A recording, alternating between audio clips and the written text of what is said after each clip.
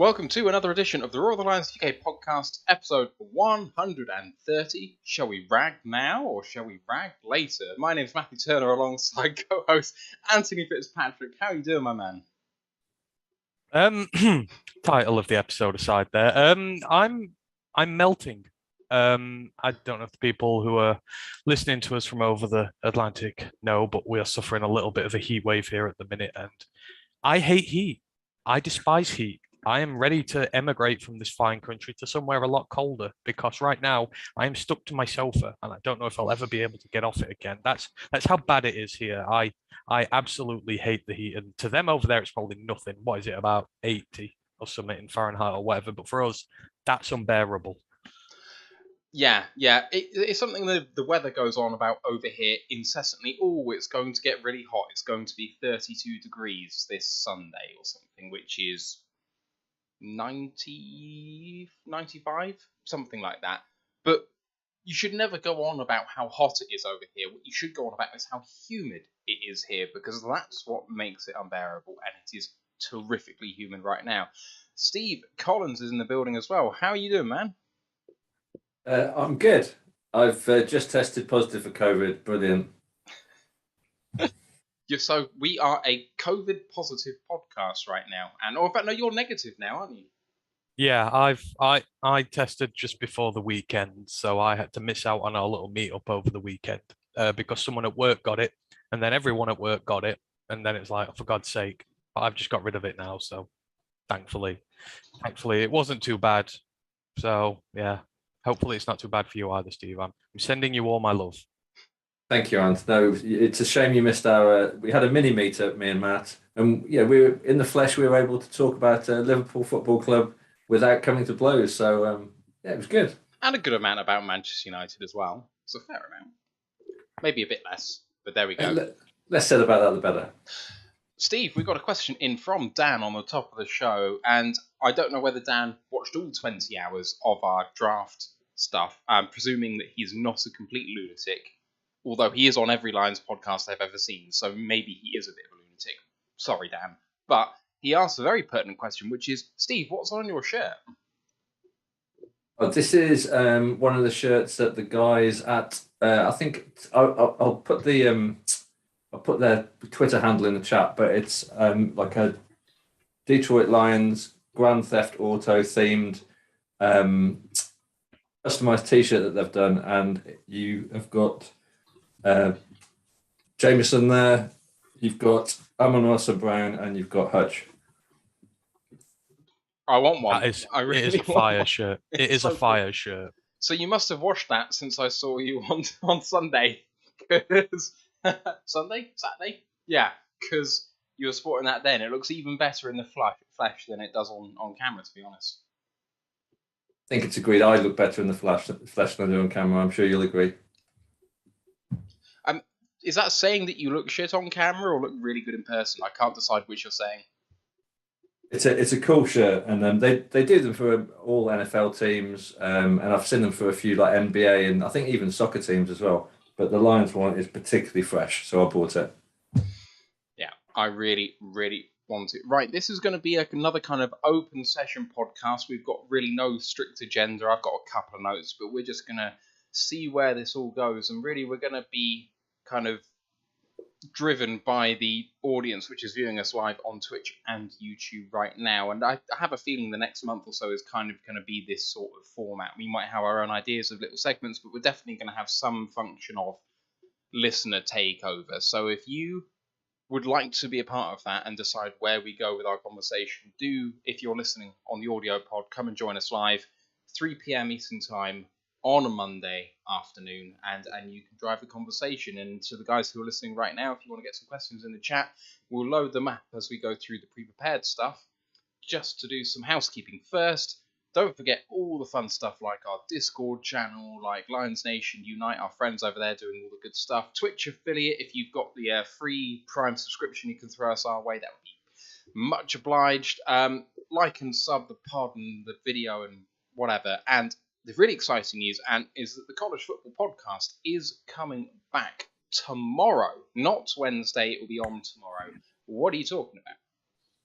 Correct. For the next few weeks, it might not be on Wednesday every week. I've got a busy work schedule at the minute. Loads of people are on holiday, so we'll do it as and when we can. But yeah, it's going to be the start of season 2 for us, which is going to be really great. So we're just going to really do a reintroduction to the pod, just let people know what it's all about, and that. Then, I mean, there's a lot of stuff we need to get into. We're going to go through a few of the major college commitments from players for next year. We're going to talk about the conference realignments because that is going crazy. What they are this year is not what they're going to be in 12 months' time. There's a lot of teams changing leagues and that. So we're going to try and decipher through that a little bit more. And then we're going to start our series for the summer. Basically, what we're doing is we're going to go through the college conferences, the FBS ones, one by one, give you a rundown on the teams, just basic things, just, for people who don't really know college, just to give you a basic insight to some of the teams, some of the players maybe you should be watching, some of the interesting tidbits. So we're going to go through conference by conference. Tomorrow we're doing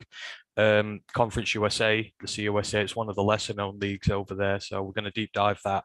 And yeah, people want to learn about it, come along and enjoy it. And again, if you've got any questions or anything you want to leave for the College Football Podcast, you could, just hit us on Twitter, hit us anywhere, really, because we're here for you for the Detroit Lions version of it. If there's any position groups you want us to look at for the 2023 draft, if there's any players you're excited about, if you want us to, check over something or anything, we'll do it for you. So yeah, I'm really looking forward to it. This has been a labor of love.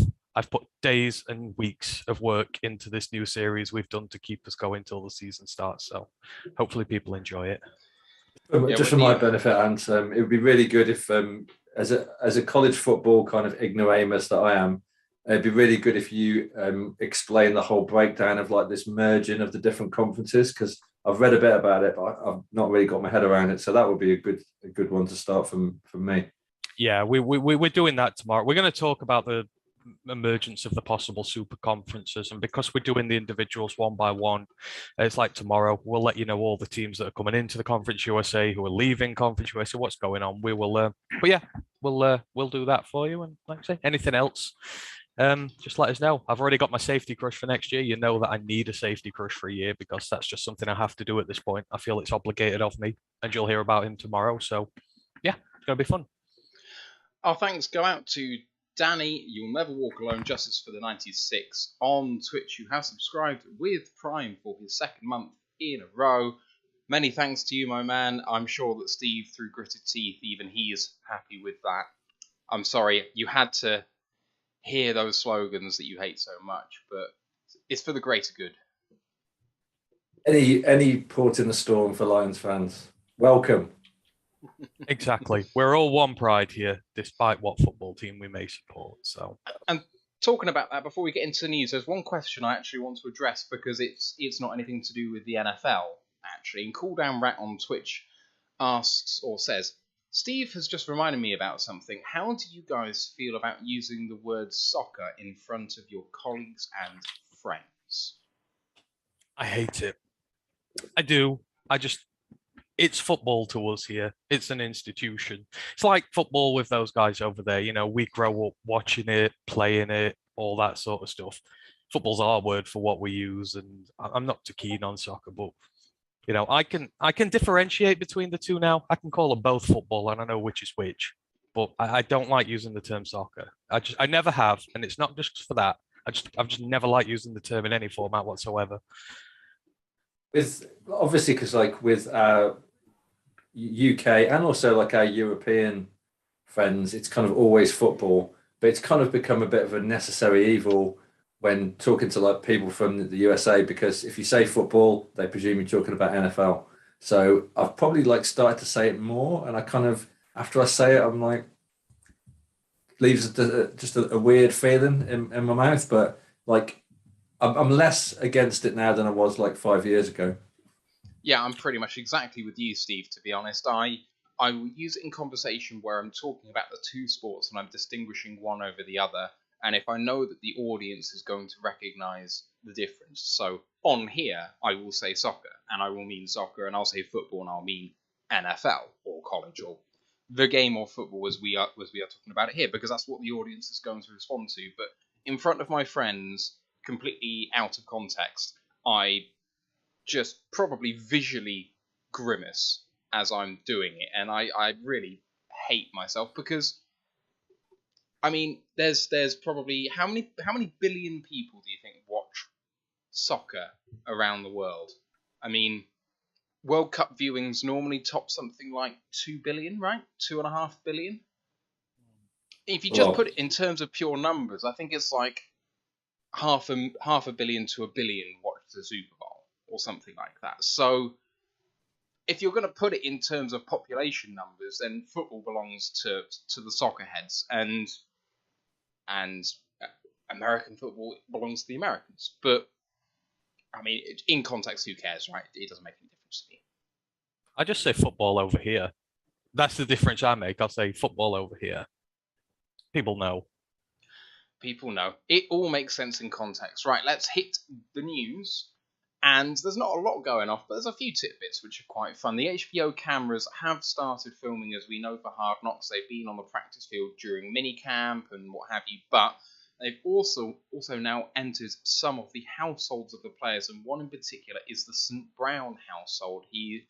Our guy Amon-Ra St. Brown is joined by his two brothers, Equinemius and Osiris. Osiris still obviously in college, and by his father, John Brown, former two-time Mr. Universe. There's a few pictures of that going on, and I can't imagine anything more compelling than watching a guy competitive enough to compete with, like, I mean, I'm not sure whether Arnie was competing for Mr. Universe at the time, but it was the mid-80s, so I have to imagine that Arnie was probably in his pomp at the time.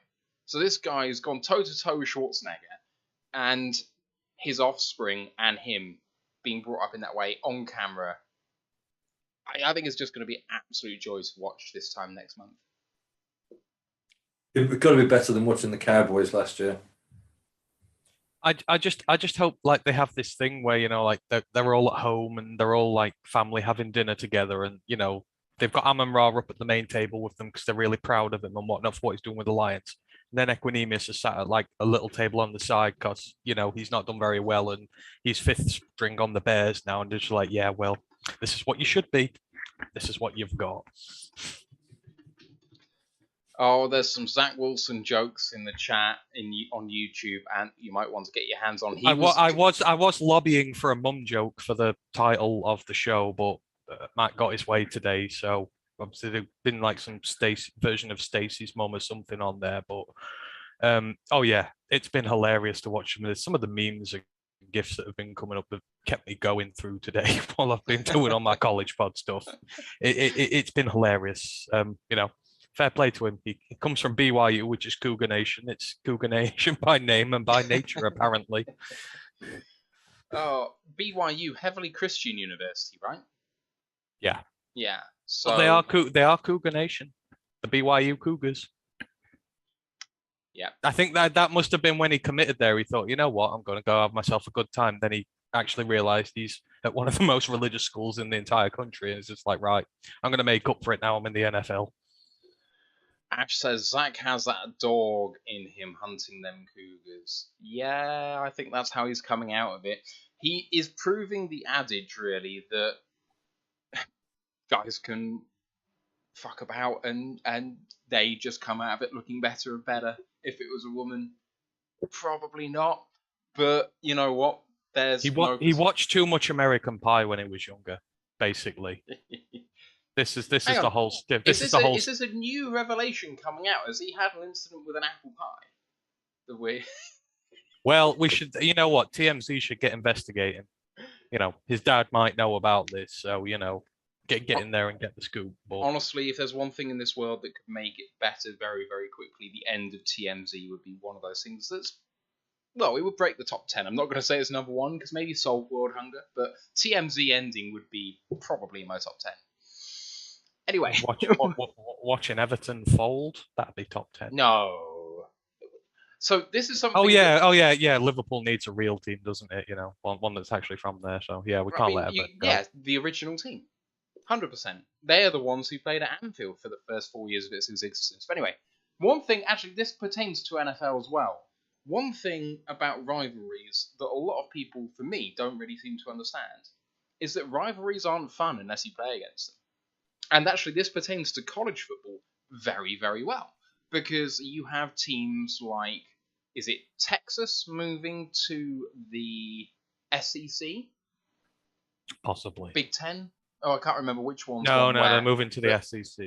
But, like, I know that geographically these teams are moving away from each other, but I really feel like you've got to move the rivalries with them, because if Texas don't play A&M, what are we doing? Like, if Liverpool doesn't play Everton year on year, what's the point? Like, one of the reasons to go and watch it is to go and watch a hated rival, because it means that much more than just any normal game. Yeah, I could watch us play Sheffield United, and yeah, we'll probably win and it'd be fine, but watch a gritty draw against your rivals, snatch like a draw from the jaws of defeat or something, is absolutely a fantastic feeling. And if you don't get that, it's just that much duller. Like, I don't want Everton to get relegated, ever, if I we tell you are in what, the same division. Just don't. college football does rivalries better than most sports on this planet do. The rivalries there are intense, and they are, they last a lifetime. It's like football here, but they last forever and a day, and people don't let go of them easy, and it makes for some fantastic, atmospheres when you watch these games and that. I think college football is incredible when it comes to its rivalry scene. Yeah, Drew's just said that dollars is the point. And it's like, yeah, sure, I get it. The SEC is going to make a huge amount of money, and it's run as a far better product and whatever. Big Erez has confirmed it's Texas and Oklahoma to the SEC. I was sure that it was something in that vein, but I couldn't quite remember 100%. But you got to preserve the rivalries. I know you can play out of conference games, but isn't it hard to have an out of conference game every year against the same team? Like, surely that's hard to do, if not impossible. I don't know. I don't know a lot about college football, It's weird because I've been doing the research for the things coming in, and rivalries sort of go on and off, because teams change conferences it happens quite frequently. So a rivalry will die down for a bit and then it'll come back, or a new one will form, or etc. But that's why UCLA have gone out there with them. You still got two Los Angeles-based teams in the division, so they'll still have the game between one another. It's just you'll have to fly a very long way if you're in the Midwest, where all the Michigan and Cincinnati-based teams and that out there are. But yeah, I think it will, for the most part. They'll keep them together, the rivalries wise, and you can do out of conference stuff, so it'll not detract.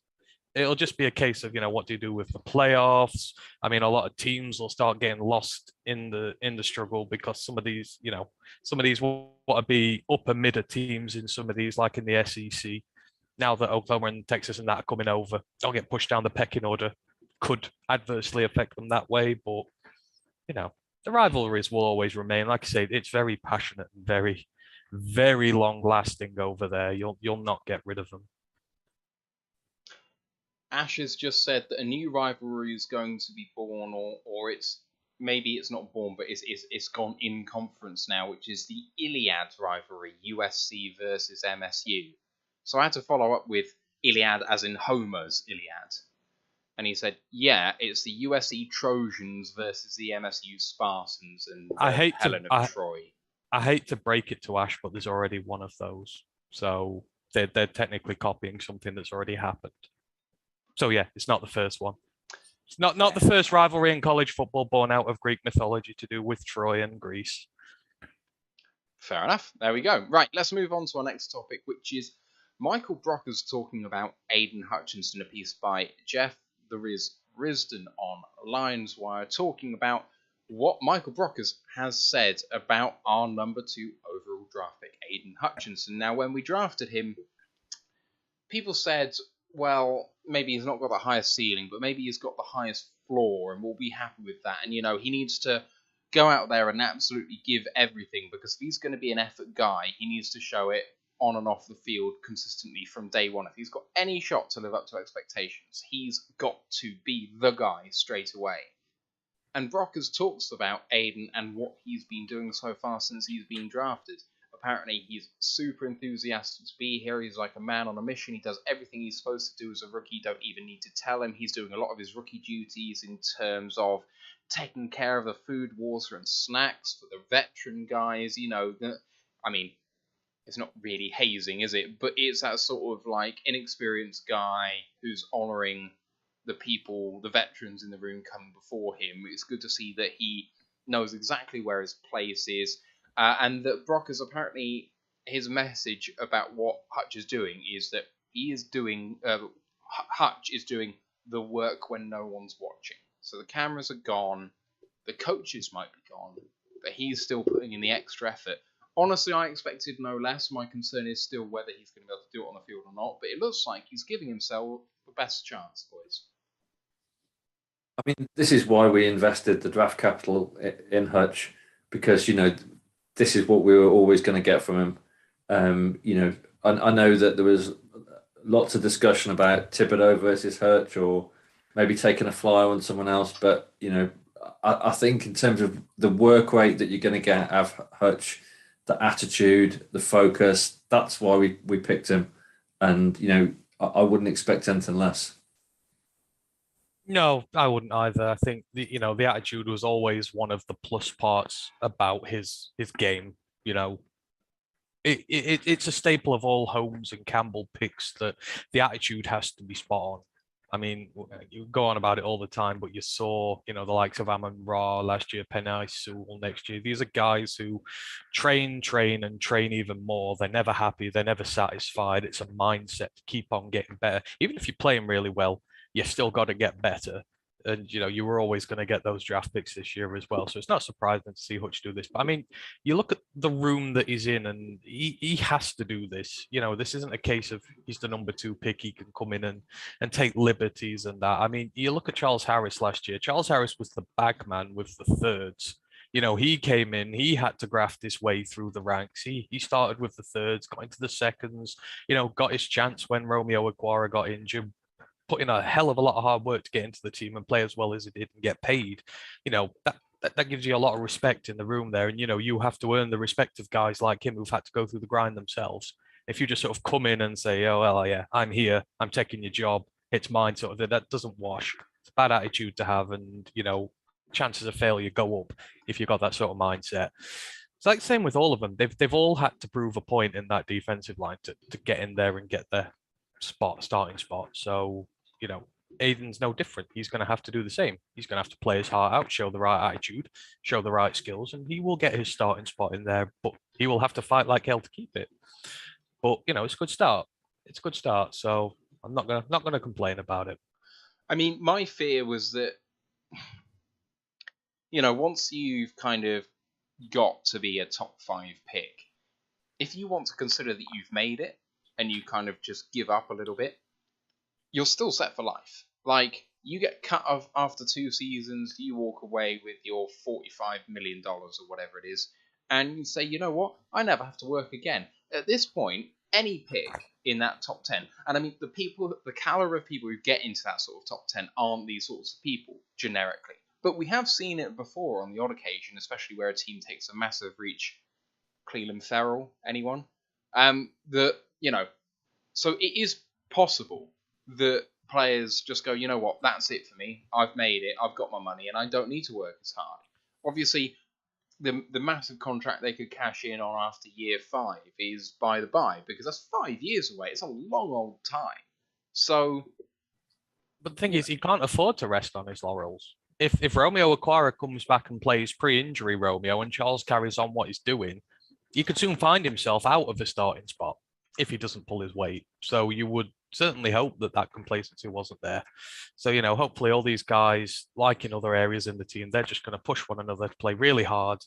And when we're going to see the best rise to the top out of them all, hopefully they'll all play well. Hopefully that edge room is going to be damn dangerous this year because we need it to be. But, just straying from Aiden's sake, obviously the guy who's mentioned all this, Brockers, I know Brockers has been taking a ton of heat and hate over how he's played and all this, etc. But I think, this is exactly why you've got guys like him here. He can, as the vet, he can see what's going on with these players. He can see the attitude. He can see the development, and he's there to help that. I know he needs to play much better himself, but, we sort of gave Anzalone a little bit of a pass last year because he was playing next to Jamie Collins, who was god-awful, and he got better. Brockers was having to play with Nick Williams, who was who was worse than trash. he had his own issues last year, and yes, he's got to get better, but that's why you've got him here, that veteran presence on this line to help these young guys. And I fully expect him to do a lot better this year, and I fully expect, this time in 12 months, people will think a lot higher of him. So, Yeah. I hope it comes together for Brock as well, but this is why he's here.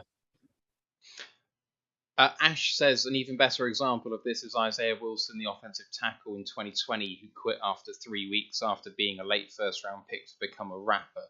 I think he banked $14 million fully guaranteed and just said, cheers for that, bye. I mean, it was a reach. It was a massive reach at the time. But, there we go. Dan asked, was Brockers injured during last year's off-season? He said he reads veterans rest. I mean, the difference between veterans rest and nursing an injury is minor for me. So it could have been one or the other. And frankly, even the beat journalists are probably not going to know the answer to that one. So speculate if you like. I would probably say no. He's just, past his prime and he needs to manage himself. It's a bit harsh. He was on a hide into nothing. That interior, you've got 2 first-year guys, and you've got Nick Williams. That's not exactly a lot of help for him there in that role. Rookies take time, and as much as we wax lyrical about Aleem and that, it takes time for them to bed in. I'm still fully of the belief that this was not all on Brockers. And with Aleem second year, Levi hopefully back, Pascal's in, you've got a lot of young guys in there, but some of them are over the bad first year now. They're in the second year, they'll get a lot better. You expect to see big improvement there, and I'd expect to see him improve with it. I certainly don't think it's worthy of a lot of the hate he's been getting. Yeah, I mean, in terms of the Lions' positional groups going into the next season, you would probably say the D line is, maybe second after the O line in terms of confidence in a positional group. For me, anyway. I think I get where you're coming from. I think if this team develops this year and the rook, and plays to their potential, then yes, I agree. I think if that D line plays to its potential this year, the veterans play well, the rookies develop well, then it'll be the second best part of our team after the offensive line. I agree there. But there's a lot of youth. You've got 3 guys who are within their first 2 years in the league in the interior. You got Hutch on the edge, Romeo coming back from injury, Brockers coming off a bad season. Charles Harris could have another season. He's got potential to move on. Oh yeah, if we're talking, best case scenario, then yeah, Romeo's back from injury, plays well, Harris carries on doing well, Brockers bounces back, the rookies all do as well as they can. Then yes, it could go either way, but you'd like to think it's a heavy investment you've made in that defensive line, and if it fails, then you've got big problems, because that's a massive part of Holmes and Campbell's ethos is you win in the trenches, and they've put, 2 round 2 picks in succession, a 3rd round pick in there, a 1st round pick in there. They've got 3 highly paid players in there. You would expect to see some form of payoff within the next year. Right. I've got an idea for a segment based on that we'll do in a minute, but it is rank the positional groups of the Detroit Lions compared to the rest of the league. So you've got to rank how good the Lions are in each positional group relative to everyone else. So what, in the NFC North? No, the whole league. I'm not saying like, I think this place is 20th and this one's 25th. I mean, rank the Lions positional group in order in terms of how good it is to how bad it is relative to the rest of the league. So if you think our linebacker group is bad, but you think there's 10 other groups that have a worse linebacker room, that might be higher than the secondary, even if you think the secondary is better. But relatively, it might not be. So something to think about. So the 8 groups that I've listed are quarterback, running back, wide receivers and tight ends as a pass-catching group, offensive line, defensive line, linebackers, secondary, special teams. 8 groups. You guys in the chat have a think about this as well. Let us know what you think, and we will continue to crack on with a little bit of news before getting into the rest of this. And another piece from Jeff, which is super surprising. I could not ignore it at this juncture, which is that despite what Ben Johnson said, I know this was discussed on Pride of Detroit, Pierre Cast don't care. The Lions rank third in red zone efficiency running the ball in the last 2 years, across the last 2 years, scoring a touchdown once every 4.4 carries. So Ben Johnson came out and said our running the ball dropped off the face of the earth, just went really, really bad as soon as we got the 19-yard line or closer. But this would seem to totally detract from that. Now, there was a joke I saw on Twitter, I think, about, oh, well, yeah, but that's because the Lions never run the ball there. We never get to the red zone, so, obviously we would be bad there. But this ain't about how many times. It's about how many times successfully per attempt. And having a look at the top 5, we have the second highest number of attempts as well. So we have 110 attempts versus 118 for Washington in fourth, 107 for Baltimore in first, 103 for San Francisco in second, and 77 for Jacksonville in joint fourth as well. We were successful 25 in 110 times getting touchdowns while rushing the ball. Now, obviously, red zone is entirely arbitrary, right? 20 yards away, okay, fine. But if you're managing to run the ball from the 2, you're going to score a touchdown a lot more often than you are from the 20. So it's a basic stat, shall we say. But considering what we've heard about running the ball in the red zone, this would be contrary to popular thought, boys. Do you think that we are actually better at running the ball in short yardage situations than we have been in literally forever? I don't know. I feel like this has been skew-whiffed. I guess the passing efficiency in the red zone is a hell of a lot worse than that, because it feels like we've had terrible production in the red zone from passing situations in recent years. But I mean, I guess this includes the last year of staff as well. So, how much of it came in 2020? How much of it came in 2021? There's a lot of factors at stake here. But, we have a good offensive line. We are able to run the ball behind that offensive line. We're good when we're doing the jumbo packages, the 6-man in, etc. It is a little bit shocking that we're so high, but it also doesn't surprise me because, that's how they've tried to build this team up, to be able to do it that way. So, it's something to work on. I don't really think it means much now. Obviously, it's a new season. There's a lot going on, but, I'll take whatever praise we can get out of it, really. I don't know if it's like just a memory playing tricks, but I think one of the big problems for me in terms of that red zone is that, like, we all know what they're going to do. We all know what play they're going to call. And so have the opposition, like, a lot. And it's probably only really the second half of the season when Campbell really kind of just went totally fuck it with the playbook and was just pulling out all kinds of crazy shit, that we actually had that element of surprise. But certainly the back end of the Patricia era, it was just crushingly predictable what we were going to do. I mean, yeah, I think that there's so many factors that can be taken into account with something like this. I mean, how many times were we coming from behind? How many of these were in garbage time when defenses were sort of, in bend, not break, not playing, to the full sort of potential type thing? There's, because we have chased a lot of games where we've put up a lot of points late on in games, when we've been running it down, when we've been passing it down the field quick and then running in whatever. I just feel like there's far too many sort of factors to take into account for this to be like, yeah, this is a real big sort of strength of ours. I think the running the ball's got obviously the last 2 years since Swift's come, it's been completely different how well we've run the ball. I mean, it's still not the best. It could still improve a lot, but hell, it's been a lot better than it's been the last decade. So, it's something that's improving. I think we're going to see a really good run game next year. Personally, I would expect us to see us be a lot more dangerous in the run, especially with everybody healthy. Some better guys coming in as a 6-man and everything. If it's something they're good at, but I mean, if Ben Johnson's not happy and they want to get better, then I'll not say no to getting even better at this. And you want to see Jamar Jefferson and Craig Reynolds get some touches as well, and I think that's really going to open up the run game, because we have been quite reliant on like Swift and Jamal. See, this is starting to scare me now because, I've seen a lot of chatter about Godwin making this team. And that means one of Reynolds or Jefferson's going to go. And I would not be okay with that. Not in the slightest would I be okay with that. And, it's sorry, Godwin, but you've had your time and you failed.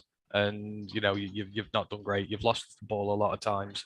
I'm done. I want to see Reynolds and Jamar get their chance in this team behind Swift and Williams. It's a good running back room with a lot of variety in there, which you can call a lot of plays with. And don't want to kind of muck that up or see guys get pushed out because I think they both deserve the opportunity. Reynolds did. Reynolds waited very, very patiently for his chance in the team, despite doing really well in preseason. We still didn't play him. He still waited. Still showed the right attitude. Jamar got better. He just got injured whilst he was sort of on an upward curve, which was not kind to him. So, yeah, I don't like this chatter about I don't even see him with an Godwin. upward curve. He just started like a house on fire. He touched the ball 5 times and had 2 or 3 touchdowns. It's like, come on, man. That's not even an upward curve. That's just fucking elite. Yeah, I don't like this Godwin chatter. I'm gonna say. I think for me he's done, and he's not a good returner. We've got other returners we can use. It's time to move on from him. Got a comment from Pride of Detroit on Twitch. I'm not sure who's controlling the account right now, whether it's Chris or Jeremy or someone else, but they have said, I don't buy the red zone stat. Football Outsiders has a power run statistic that I like. Lions ranked 26th last year and 14th in 2020. That seems a bit more in line with my expectation. At the top of the whole stat, I kind of said, if we're running the ball a lot from the 2, then obviously we're going to have a lot better touchdown statistics than people running power from the 20. So it's a really basic stat. But yeah, I'd say our red zone efficiency is nowhere near good enough. We are not good in the red zone. And when we heard that stat, I'm like, there's got to be something. Like I say, there's so many ways you can bend these type of stats. There's so many things you can take into account and it just doesn't feel like one way. I just want to, for me, red zone efficiency is all about the eye test. I know how well we do when we're in the red zone. We can all see how well they do in the red zone. And I agree with Ben Johnson. It ain't nowhere near good enough. It's got to be a lot better. We started moving the ball down the field a lot better as the season went on, but so many times we stalled when it came to punching it in. But this year we've got, when JMO's healthy, we got weapons in now. We've got the guys to be able to add that little sprinkling of magic into it. So, hopefully we can get a lot better. Pride of Detroit says it's Jeremy, by the way, which is really cool. Hey, Jeremy. Thanks for joining us, man.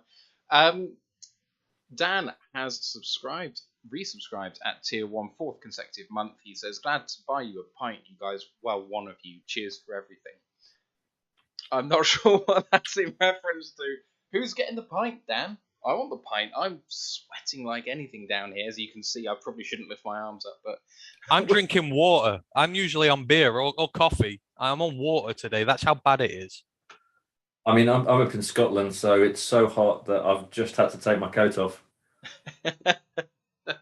Yeah. And he'll be drinking whiskey because that's all they drink. Jeremy says, let's give Aleem McNeil a few goal line carries, and I'm 100%. You know what? I am a big fan of that. North Carolina State did that. They brought him in as an extra lineman. Some college teams do it. When you're like a yard or 2 out, they will bring in the heavy set defensive line guys, the defensive tackles, and add them in as the 6th man on the line.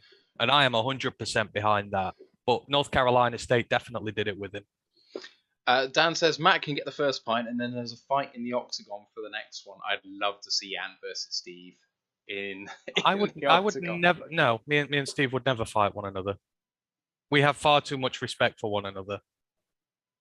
That would be, yeah, absolutely. That would be like we'd do the British thing. We'd take the pint, we'd get 2 half-pint glasses, and we would share it because that is what we would do. You're not going to get us fighting amongst one another, so don't even try it. Bond is unbreakable. Yeah, you can't divide and rule this combo. No way. No. Oh, no. Right. All right. Let's break up this bromance because this is getting too much. Talking about Aleem McNeil, though, I got this idea in my head of on the 1 yard line, 3rd and inches, and we have Aleem McNeil as the halfback.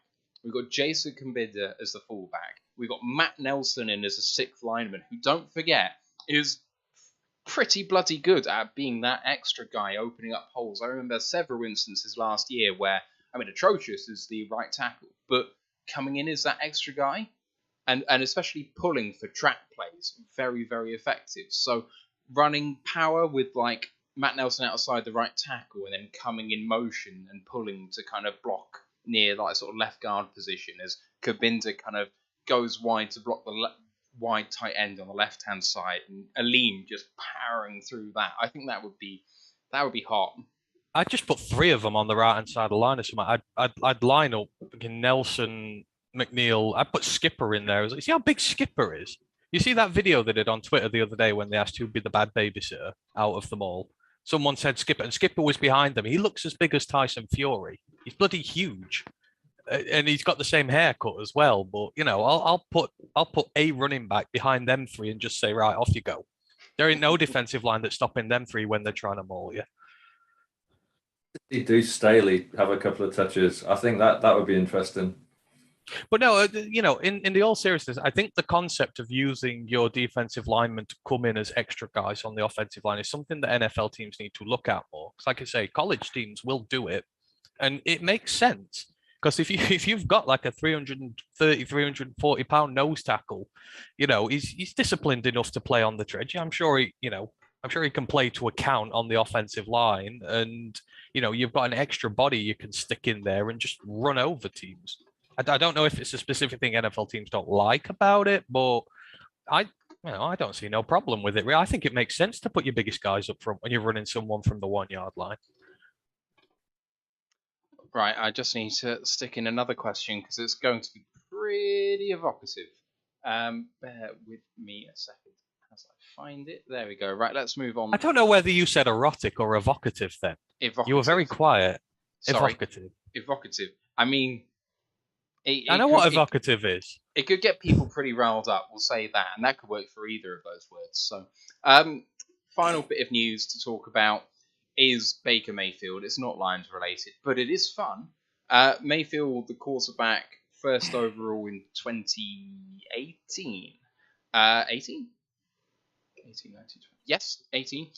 Traded from Cleveland to Carolina for a 5th round pick and 50% of his salary to be paid by either side.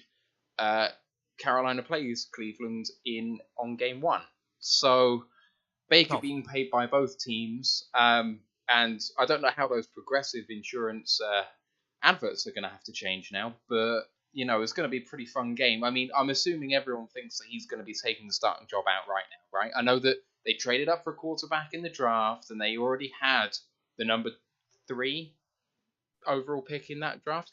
Everyone says that Darnold was 2, but to my recollection, he was number 3. I can't recall. I think he was 3. All I know is that those two between them have thrown 106 picks since they entered the league. It's the 2 highest. They have the 2 since 2018 when they were both drafted. Their numbers 1 and 2. I think Baker's first.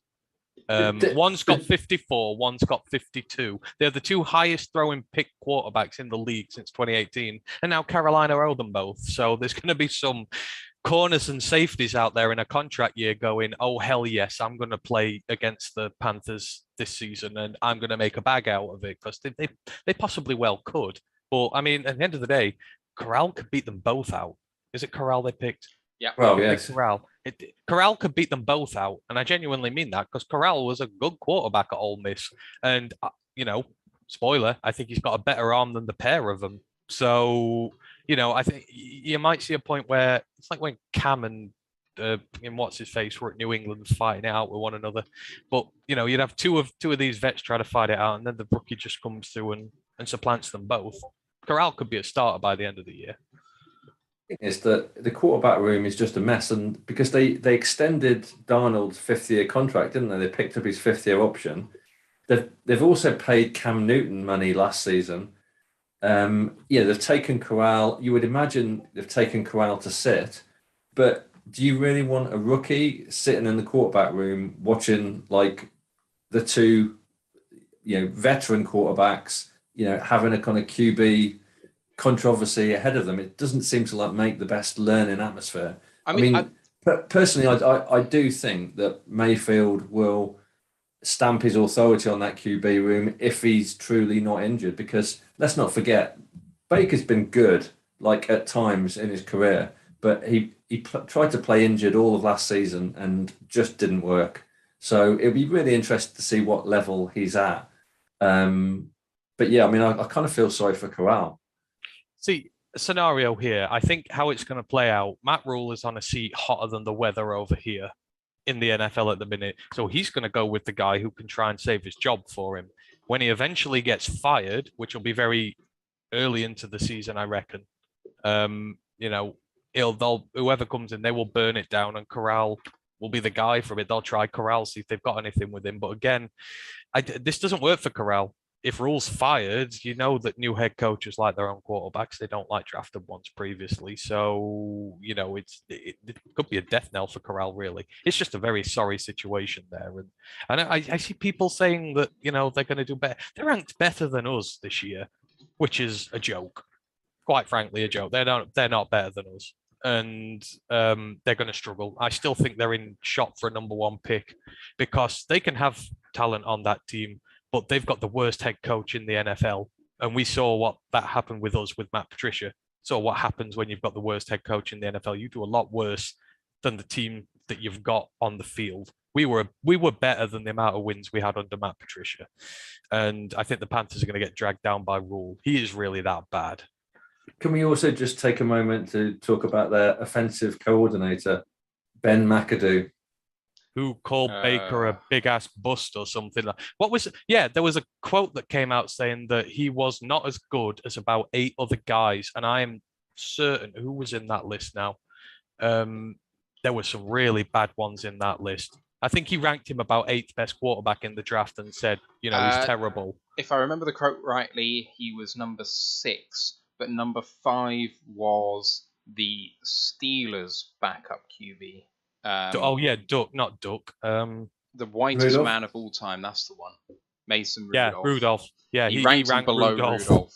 He ranked Rudolph above Baker, and now he's like, yeah, he's got him as a quarterback. And was it Robbie Anderson who tweeted a few years ago about saying, "Oh, I'm gonna," he tweeted something bad about Baker, and now he's like, he's got to stand up in front of him in a dressing room and address him as a teammate. It's going to be a clown show there. Panthers in week 16, so let's hope that the wheels have well and truly fallen off the wagon by then. Yeah. Ash has just said it as well. McAdoo had Rudolph in front of Baker. There we go. Yeah. I just don't think the Panthers are that bad. But the coaching thing is legit. That Ant says, I don't think by name, I don't think they're a bad team at all. But the coaches are the ones that set the scheme up, put them in places to win. The players have got to go and execute. But if they're not put in position to win, they won't win. So maybe you're right. And, McAdoo is who he is, which is a failure at this point. He's been bad for a long time. Can't believe he got another job in the NFL. The problem they have is there's no synergy between the quarterbacks they have on the roster. So Corral and Darnold and Baker and PJ Walker all play very, very different styles of football. So how are you setting up the team? And I mean, Baker's only just come in, so presumably, unless you knew you were going to bring him in all along, you've tailored this offense to fit, I'm going to guess, Darnold, with the idea of maybe Corral coming in halfway through as standard sort of having Darnold and having 18.6 million on the books and starting your 4th round pick isn't a good look. So I'm going to presume that Darnold was the presumed starter, in which case you're going to plan the offense around him. And now suddenly you might transition from that scheme to a scheme that fits Baker, which is going to harm Darnold, and it's not going to do anything for Corral either. And then PJ Walker's probably going to be cut, or he's going to be picked up by another team, because you can't cut Darnold unless you can trade him away. I mean, it's so bad. And I mean, if PJ Walker actually does walk, I would sign him. I'd take him as our QB2. I'd take him and I'd sack off Blau and Boyle. Yes. In a heartbeat. There it is. Right, we need to get Pride of Detroit on this train as well, because I think they'd be behind PJ Walker as QB2. It's got to happen. He's got to go. You can't keep 4 quarterbacks. We're talking about not keeping 3. No, I'm doing it more so I can stash him on our side so we can't play for another nondescript team and ruin us again. It's a defensive move. Yeah. Dan had a question about Jared Goff and whether he's the worst in interceptions through his draft class. He's worse than Wentz, but only because Wentz has spent most of his career injured. I can't see who else I need to look Jared at. Goff is better than Carson Wentz. No, but he's And talking that is about not- in terms of interception rate. I'm just saying this is a completely different thing. Jared Goff is better than Carson Wentz, flat out. It's not even close. It's not even close. Okay, here's a question then. Would you take Mason Rudolph over Blair and Boyle? No. Yeah. No. At this point, I would take pretty much anybody over Blau and Boyle. I've seen what I need to see. They're no good. They're not going to win us games. Let's just try something different. I mean, honestly, we don't need a guy who whispers racist nothings into a guy's ear so that he gets a helmet thrown in. Because you know what? From what was said about that incident, Mason Rudolph almost nearly deserved what happened to him. Like, not entirely, because no one deserves that. But it's pretty close. Like, we don't need a racist piece of shit on this team. Sorry. I don't care. I'm taking that. Oh, right. I kind of forgot about that, but just, yeah. At this point, the only important moment in Mason Rudolph's career is the fact that a helmet was almost thrown in. Otherwise, at this point, I would take most anybody as quarterback too. I really would. I'm fed up of seeing those two already, so someone else could come and do it. Jeremy says he knows that Ryan would love PJ Walker as QB2. And apparently Dan says that in the Madden simulcast that they do, that PJ Walker's absolute king for Carolina. So there we go. The other quarterbacks. Wouldn't it be funny if PJ Walker beats all 3 of them out and starts next year? Wouldn't that just, the amount of draft capital they've given up on Don? It would. No, it would be hilarious. It would be hilarious. It would. Yeah, you're right. It would be. Right. Let's crack on with the rest of this. So Baker Mayfield aside, I'm sure the new adverts are going to be great. Bleacher Report have come out with an article, and they have, like every news organization, NFL organization does at this time of the year, we're in the depths of the off-season right now, and they've come up with if you had to trade a player, if you are forced to trade a player, which player from each team would you trade? Bleacher Report have gone on to suggest that the most likely player that the Lions should trade is Halapoulivaati Vaitai. Now, I'm not saying that we should, because I'm a big V guy. But looking at how we would benefit from a trade, I'm struggling to come up with another name that makes more sense. Have you guys got a name in mind that makes more sense, or do you think that if you were forced to trade away a player, in terms of actually realistic ones that have tangible benefit to the team, do you have any other options? TJ, quite frankly. I'd rather give away a tight end than a guard. Offensive line's a big deal. And this is really funny, right? Because everybody, when talking about our offensive line, take all the casuals aside, but all like the semi-casuals who try and make an opinion about our offensive line, all of them go, oh, it's fine apart from Vaitai. They need better right guard play. When they get a right guard, they're going to have a good offensive line. Even though the semi-casuals are like that. So now we're going to trade him. We're going to trade the one guy on our offensive line who is apparently no good. It makes absolutely no sense. So it's really contradictory. There's a lot of people out there who think Vaitai is bad, yet we're going to be the one who trades him. He's not bad. He's really damn good. And I wouldn't trade him, even if there was an offer on the table for him, which you would think would supersede what he's worth. I would not. Is this the same group of Lions fans that this time last year we're talking about trading Taylor Decker? No, this is Bleacher Report. But I'm just pointing out the hypocrisy here. They say we've got to trade Vaitai when everyone who's not a Lions fan, as a casual, would say Vaitai's the weak link in that defense. Yet casuals like Bleacher Report then say we should trade him. There could be an article out about our offensive line that says that he's the weak link in it, but we're going to trade him. It's just, this is what happens when you don't know someone's football team. You just come up with these wild things, and there's no logic behind it. It's just, let's have a look at the contracts on there, and let's see who they could trade, or this or that. But at the end of the day, just if we were speaking about a Vaitai trade, as a possibility, I would not trade him even if we were offered above value for him, because you spend years and years and years trying to build an offensive line. We've not had one in Detroit forever and a day. You don't start trading your pieces away when you get it. Regardless of who they are, you don't.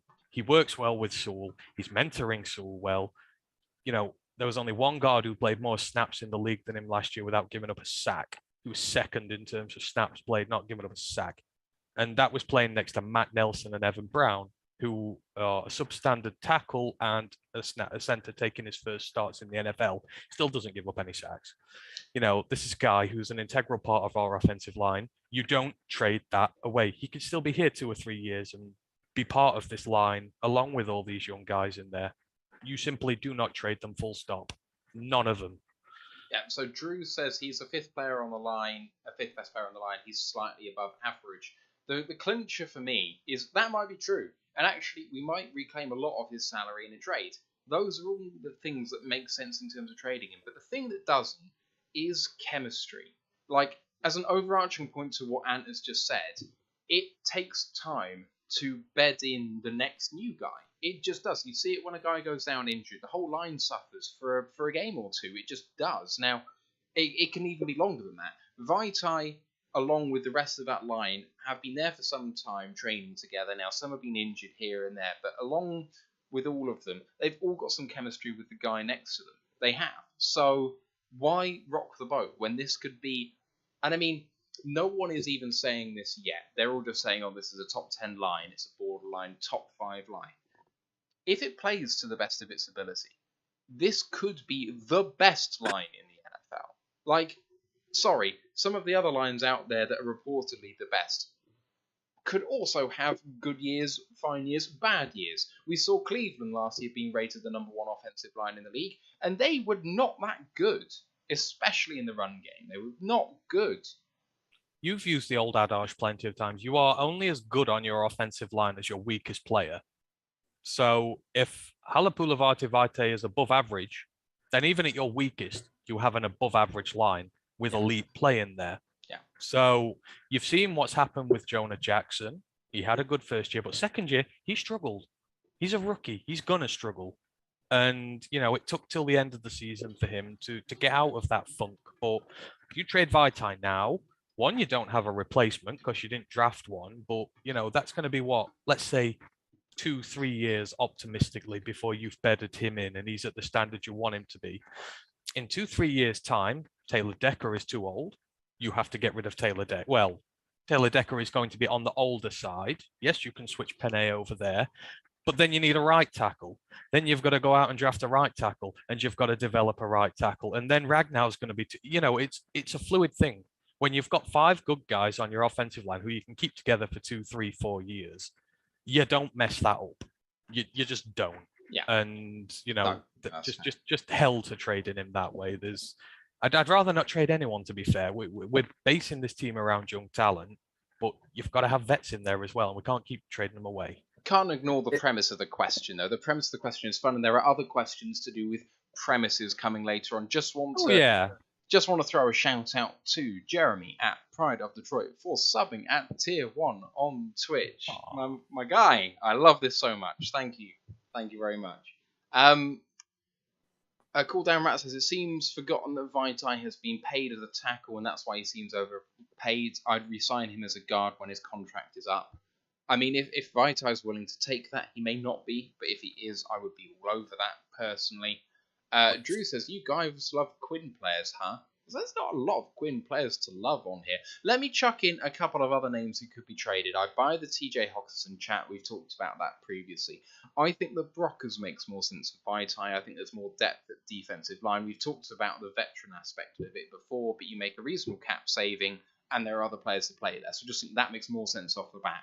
I also think that if you got some value for Jeff Okudah, and I hate the idea of even mentioning, I hate it because I'm a big believer in Jeff this year that he will prove to be the guy that we thought we drafted. But if someone came in and said, I'll give you the 30th pick next year for Jeff, it's going to be hard to say no. Romeo Aquara, if someone came in and said, give you something for him, I mean, I hate that too. I got Romeo's shirt. No one else has Romeo's shirt, but I got Romeo's shirt because I'm a big believer in the guy. But you saved $10.5 million on his contract, and we just drafted someone number 2 overall to play in his position. But then you're replacing. You're back to the whole Quinn era thing of replacing, not adding talent. You know, there has to be a line drawn somewhere. Now, if there's a legitimate place you're looking at where you can trade someone and not lose the talent because they're young, you've got to look at the cornerback group. But it's not Jeff. Jeff comes in and performs this year how we know he can perform. If Jerry comes back from injury and performs as we know how he can perform. If Mike Hughes comes here and continues, you know, his performance that we had with the Chiefs. If Parker comes in and does well, if he does well, then there's one guy who immediately goes on the trade block because you don't pay him, and that's Amani. Because why would I pay a cornerback a shit ton of money next year if he's doing well when I've got a load of rookies on rookie deals who can be just as good potentially? You know, that is when you start thinking about trade, when you've got the talent already here, and you can, you know, whatever you get from Arnie, you can use it to add to the team, not just replace talent.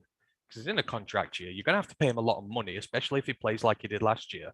But we got a ton of young talent in there, and if it develops, it makes sense to save the money there. So I'd say Amani could potentially be a target if the young guys start fulfilling their potential. Yeah, I think, first of all, this is the kind of tiresome argument that we have to face into if we went 1-4 in the first 5 games. So, you know, I'm just really hoping that this is the only time this year that we have to have this discussion. Secondly, I think players that are on like a comeback arc, like Okudah and Aquara, there's no way we're going to trade them, because the only way that teams would want them is if they were showing that the comeback was on and that they were, you know, was starting to be productive. And why would we then get rid of them if like Okudah was like coming back? So it just doesn't make sense. I kind of hate even like having a player's name in my mouth when we're talking about trading. And you'll probably hate this one, but Jamal Williams, possibly. He's out of contract. I mean, to be honest, I agree with Steve. I don't like talking this. You know, the whole deck of crap last year was rude. But I mean, it's a hypothetical question. It's a hypothetical answer. But, you know, the short and the end all of it is I'm not considering trading anybody this year. You know, this is a team that needs to carry on developing, and I'd rather keep the talent, as much talent as I can, to be fair. We're not in a position where we need to be trading players away for picks. I don't think.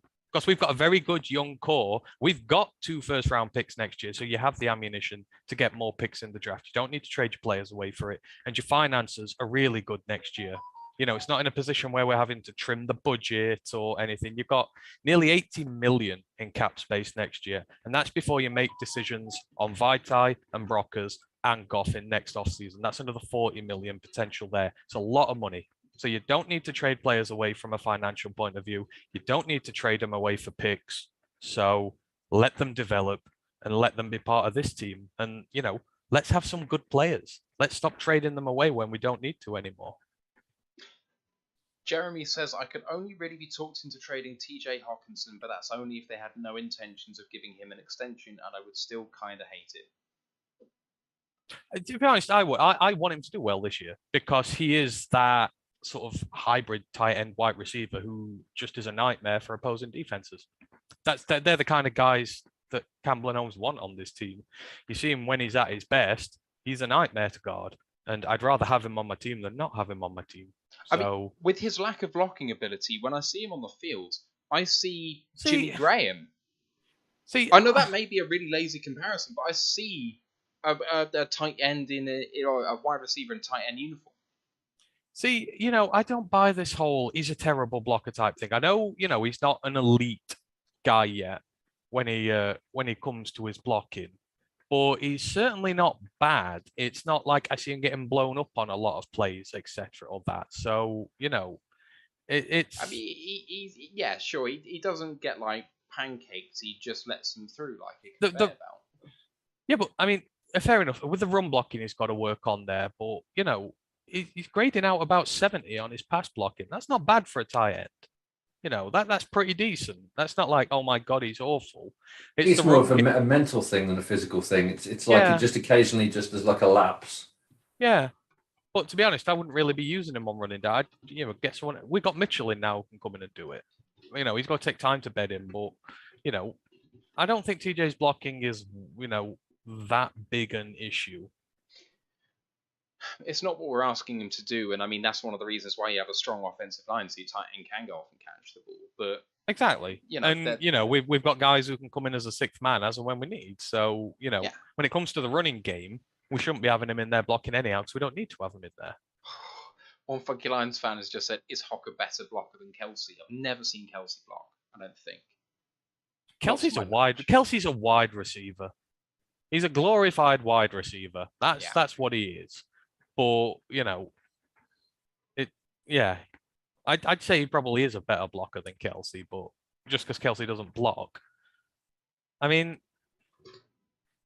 out of all the superstar wide receivers, I mean, obviously Kittle blocks, but Kittle does everything. Or I don't see one as an elite blocker as well as being an elite receiver as well. Yeah. In our situation, I'd rather, especially when you've given up the 7th overall pick for him, I'd rather him be much better at receiving and been that, mismatch option, because that's a lot more valuable to you than his blocking skills. You get someone else and come in and block. Yeah, I guess there's the surprise ability of people regarding him as a better receiver than blocker. So when he does come in block, maybe you're not expecting that, and that could give him a jump. But anyway, is Hock a better blocker than Waller? Funky, I'm not going to indulge this anymore, man. We could go through the league doing this. Waller, I'd say Waller's better at that. Anyway, let's move on. Expectations for the offense this year, kind of in a high level fashion. It's the most expensive offense in the league. We've all seen that stat. We talked about that last week, I think, about the fact that we rolled over a lot of cap last year, and instead of investing in the defense, we've got more young players there, and we've invested on the offense, and specifically the offensive line. So it makes sense. We have a lot of cap space, and we've invested it there. Where do you think this offense could land?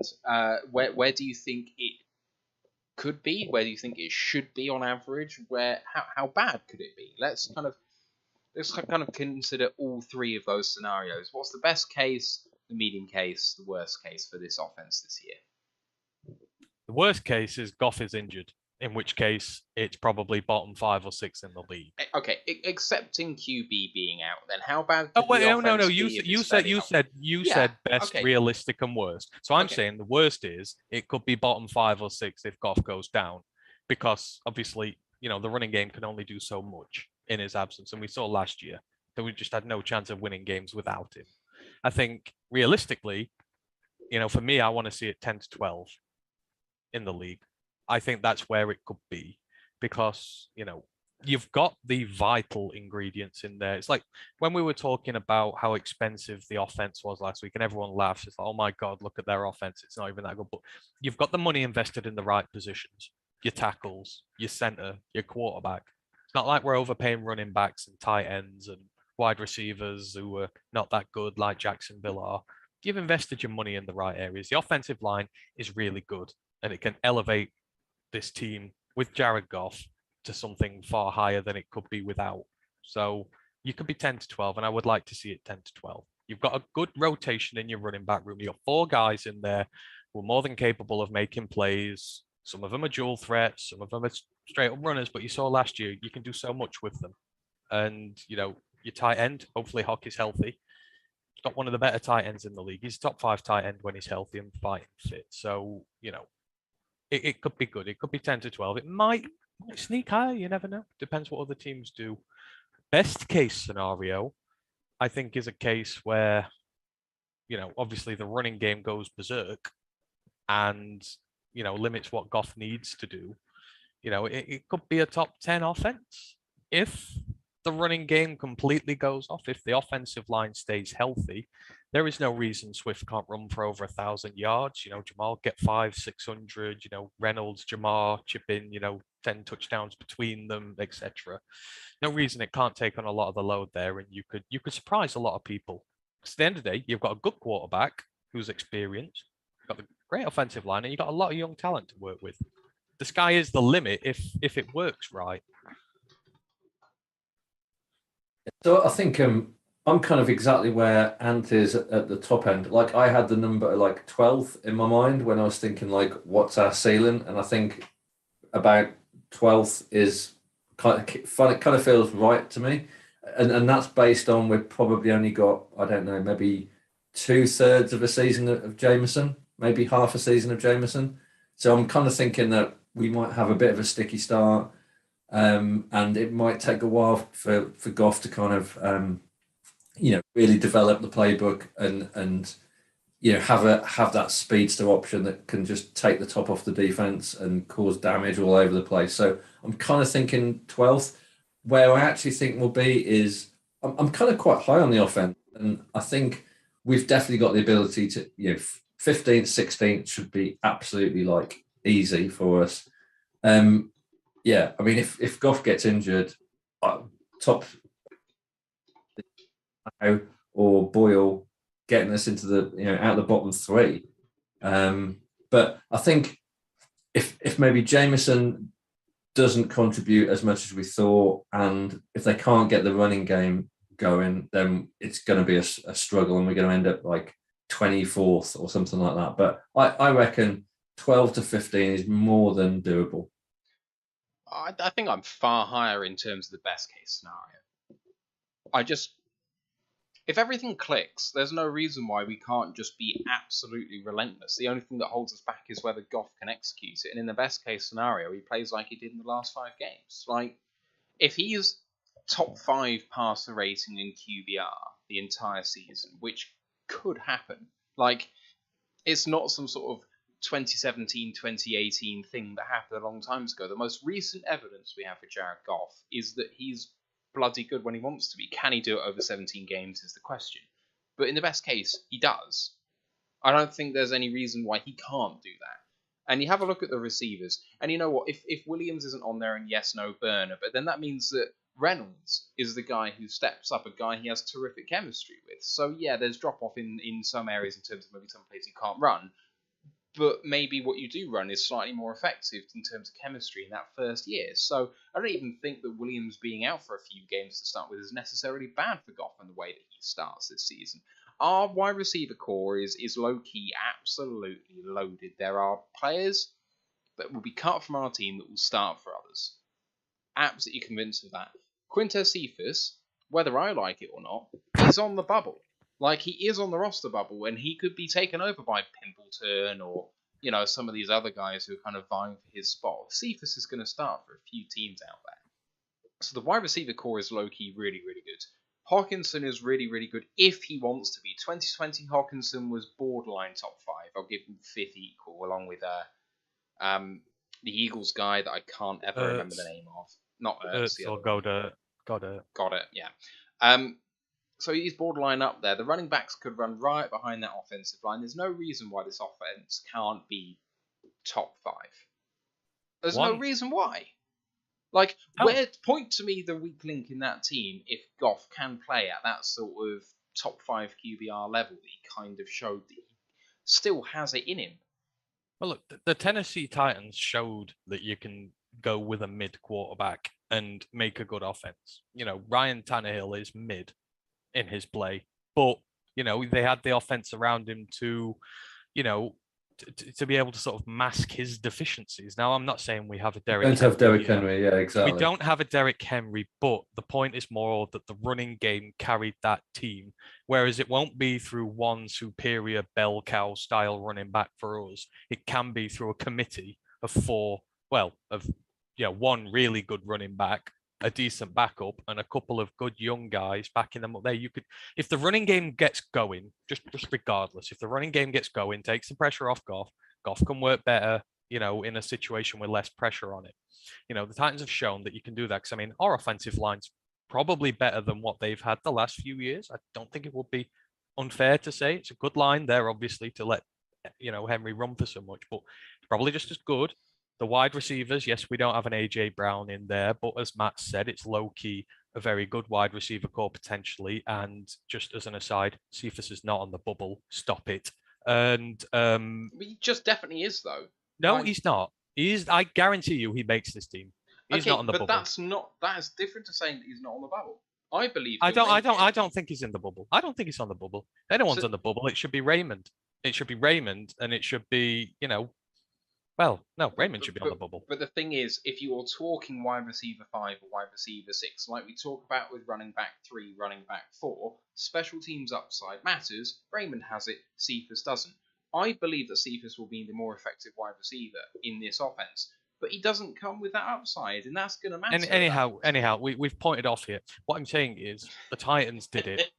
And I think the players we have compared, Hawkinson is better than Ferkser. That they've got a tight end there or had at the time. I think the wide receivers potentially just as good. The offensive line's just as good. So there is no reason, like I say in your scenario, Matt, that we couldn't go even higher with Goff at the helm. If the running game works. So Titans have shown you can do it with not a great quarterback. So there's no reason why we can't do it either with the players at our disposal. Yeah, totally agree. Okay. I didn't list the rest of my ones, but I think average is average. Like 16th, 17th. I think that's kind of where I expect us to be this year. Just Goff will turn it on and turn it off at various points during the year. There will be an average amount of injuries which will hurt this offensive line. We'll look good in patches, but not great. And we'll score some points on some teams, and we'll beat some unexpected teams, and we'll lose some unexpected teams, and it will just kind of fall out that way. I don't think our floor is quite as low as you guys think either, so my kind of scale is a bit higher up. I think at the lowest will probably be like 22nd, 23rd. I just don't see how we can quite be that bad. Ash has said best 13th, likely 21st, worth 30th, so he's way down on that lower end for me in terms of average and worst case scenario. I'll get to record prediction in a moment, One Pride. We've spoken about that before a couple of times, but we'll get to that. One question I thought was quite interesting. I'm not sure who asked it, but it was a kind of general conversation in the YouTube chat, which is it's 3rd and 5 at the 7-yard line, so very little room to convert for a first down. You're really looking to get the ball in the end zone at this point. Running seems out of the question in this scenario. Everyone's healthy, so Williams is healthy at this point. Or you can put all your wide receivers out there, your tight ends, your running backs, whatever you want. Who would be the guy that you would like to see, like, kind of be the number one read in that scenario? If you're going to draw up something, you'd like to scheme it to have that person be the guy receiving the ball in the end zone. Hawkinson.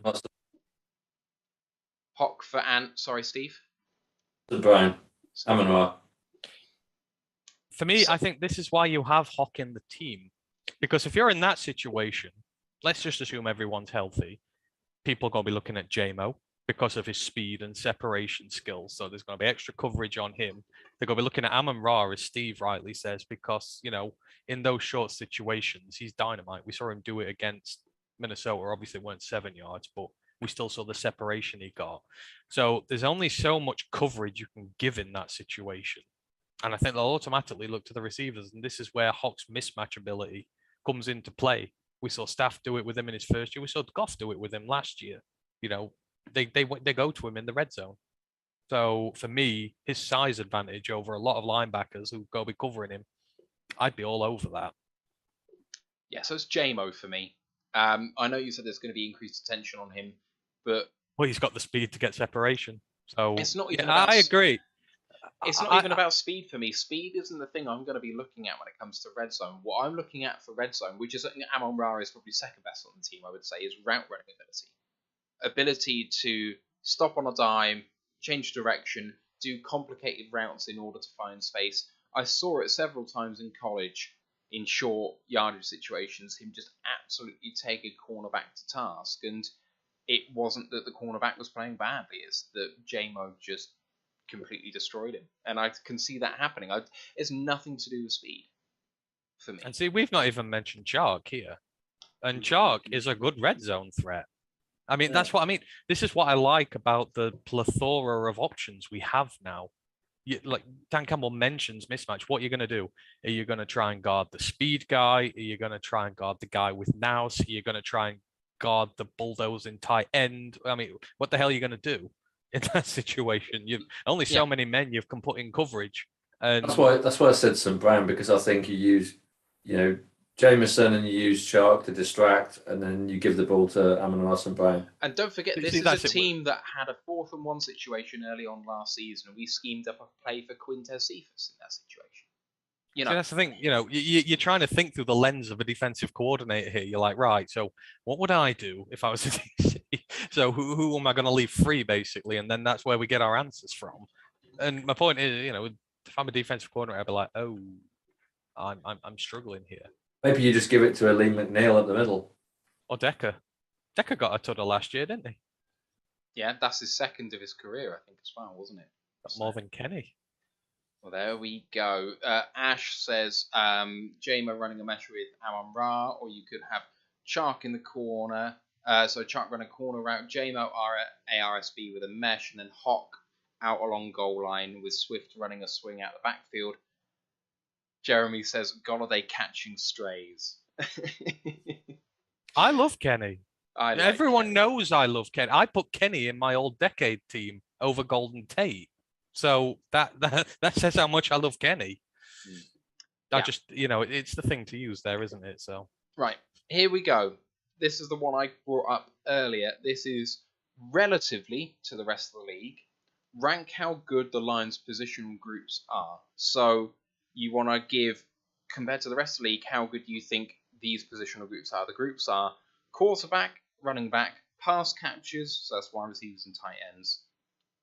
Not running back, so consider that in the previous one. Offensive line, defensive line, linebacker, secondary, special teams. 8 people to choose from. I've ranked them all in terms of where I think they are in the 32, and then I'll sort them in terms of which is the lowest number to the highest number. Can we do it one by one? Because it's too confusing trying to do it. We can do it one by one. So he just wants to do a spreadsheet. You can't take the accounting out of him. I'm a numbers guy. I'm a numbers guy. Do a spreadsheet. You can't take the math. You can't take the math out of math. You're an analytics guy. It's all analytics with you. Can't take the PFF is your Bible. You can't take the anal out of analytics. Right. Yeah. Let's the eye do test this. the eye test is a foreign concept to him. Let's get those numbers on paper and read them. Yeah, I like it. Right, so for number 1 for me is offensive line compared to the rest of the league. I think that the offensive line is the Lions' best position group that we have. I thought we were ranking them 1 to 32 relative to not. You can say what you think their ranking is. I've said I think they will be the 3rd best overall. So they are the number 1 in terms of these positional groups. I mean, you can do it however you like. So I'm putting them 3rd in the NFL. Okay.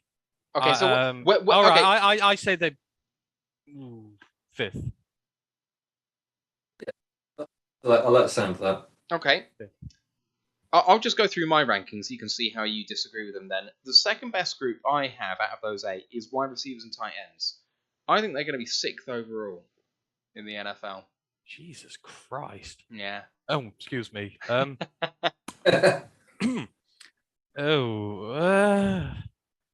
chugging. I know I'm chugging. You don't have to be there with me. What is this basing off what we assume they can be by the end of the year? No, I think this should be where you expect them to be.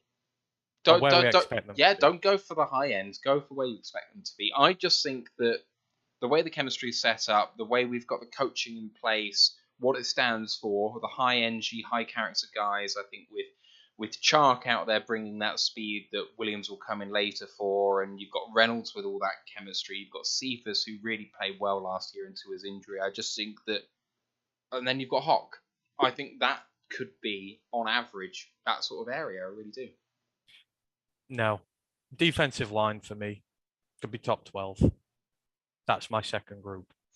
Because wide receiver, you have Jamo who is injured. You have a lot of guys who are young and inexperienced. There's still a lot of development to be had there. It's an imbalance. Whereas the defensive line, there is a lot more. They're not young or inexperienced at all.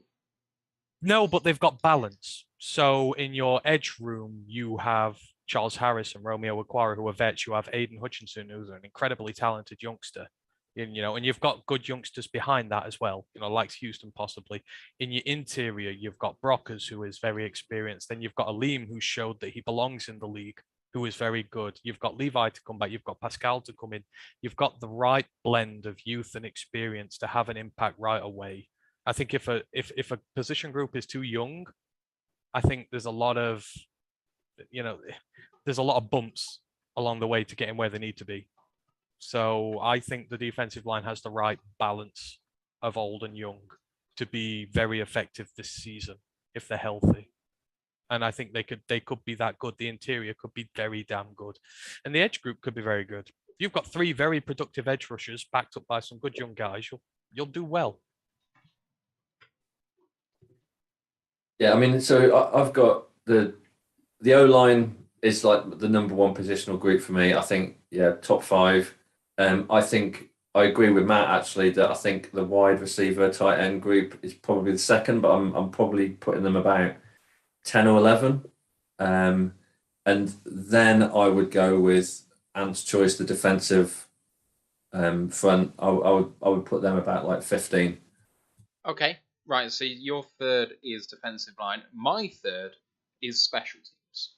I think that they are the 8th best special teams unit in the NFL. Special teams units are obviously going for gunners and the punt protector position that Eric likes to go on about a lot. We've also got then, the obvious positions of punter, kicker, long snapper.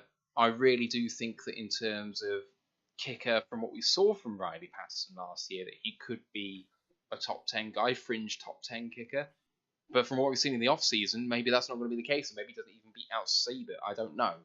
But long snapper was super reliable last year, and punter, we've got the number 2, 3 punter in the NFL in terms of how consistently he has been top 10. Like, some people were the best and then they dropped down to 15th. Like, Jack just continually churns out those great seasons. So I just have utmost confidence in his ability. So they're my number 3. Ant, who's your number 3? I forgot about special teams. Special teams can go third. Right. That works. Okay, and take us down number 4. I'd probably put receivers, then wide receiver tight end group. It's just too young and too many guys coming off injuries for me to be comfortable crowning them right now. I think there will be a bedding in period. And I think, the groups above it can potentially reach where they want to go faster. So it's not a slight on the wide receivers. I just have a different reading as to where the defensive line is at this moment in time.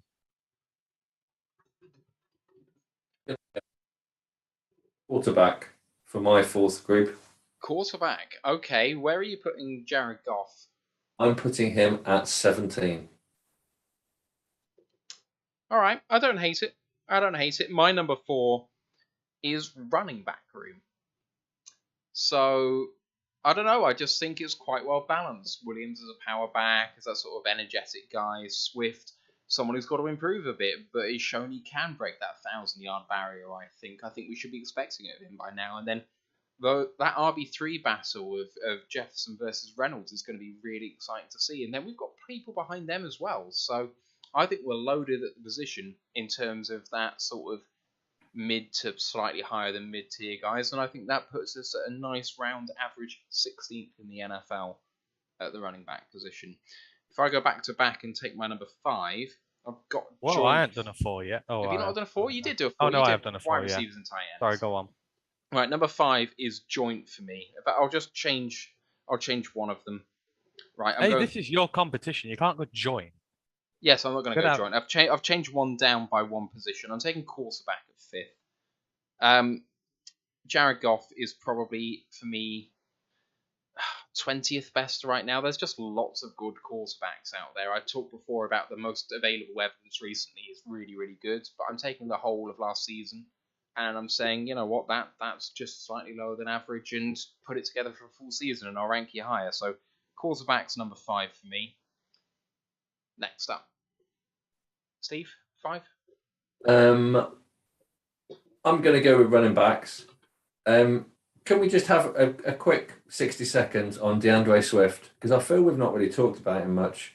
What kind of season do we think Swift's going to have? Because, like, I kind of was super, super high on him and thought that, you know, he was going to be not like Alvin Kamara-esque, as in that level of production, but like that kind of ability in terms of out the backfield, pass catching, and, you know, getting yards. But it just kind of seems to not quite click. What do you guys think about Swift, and what kind of season do you think he'll have?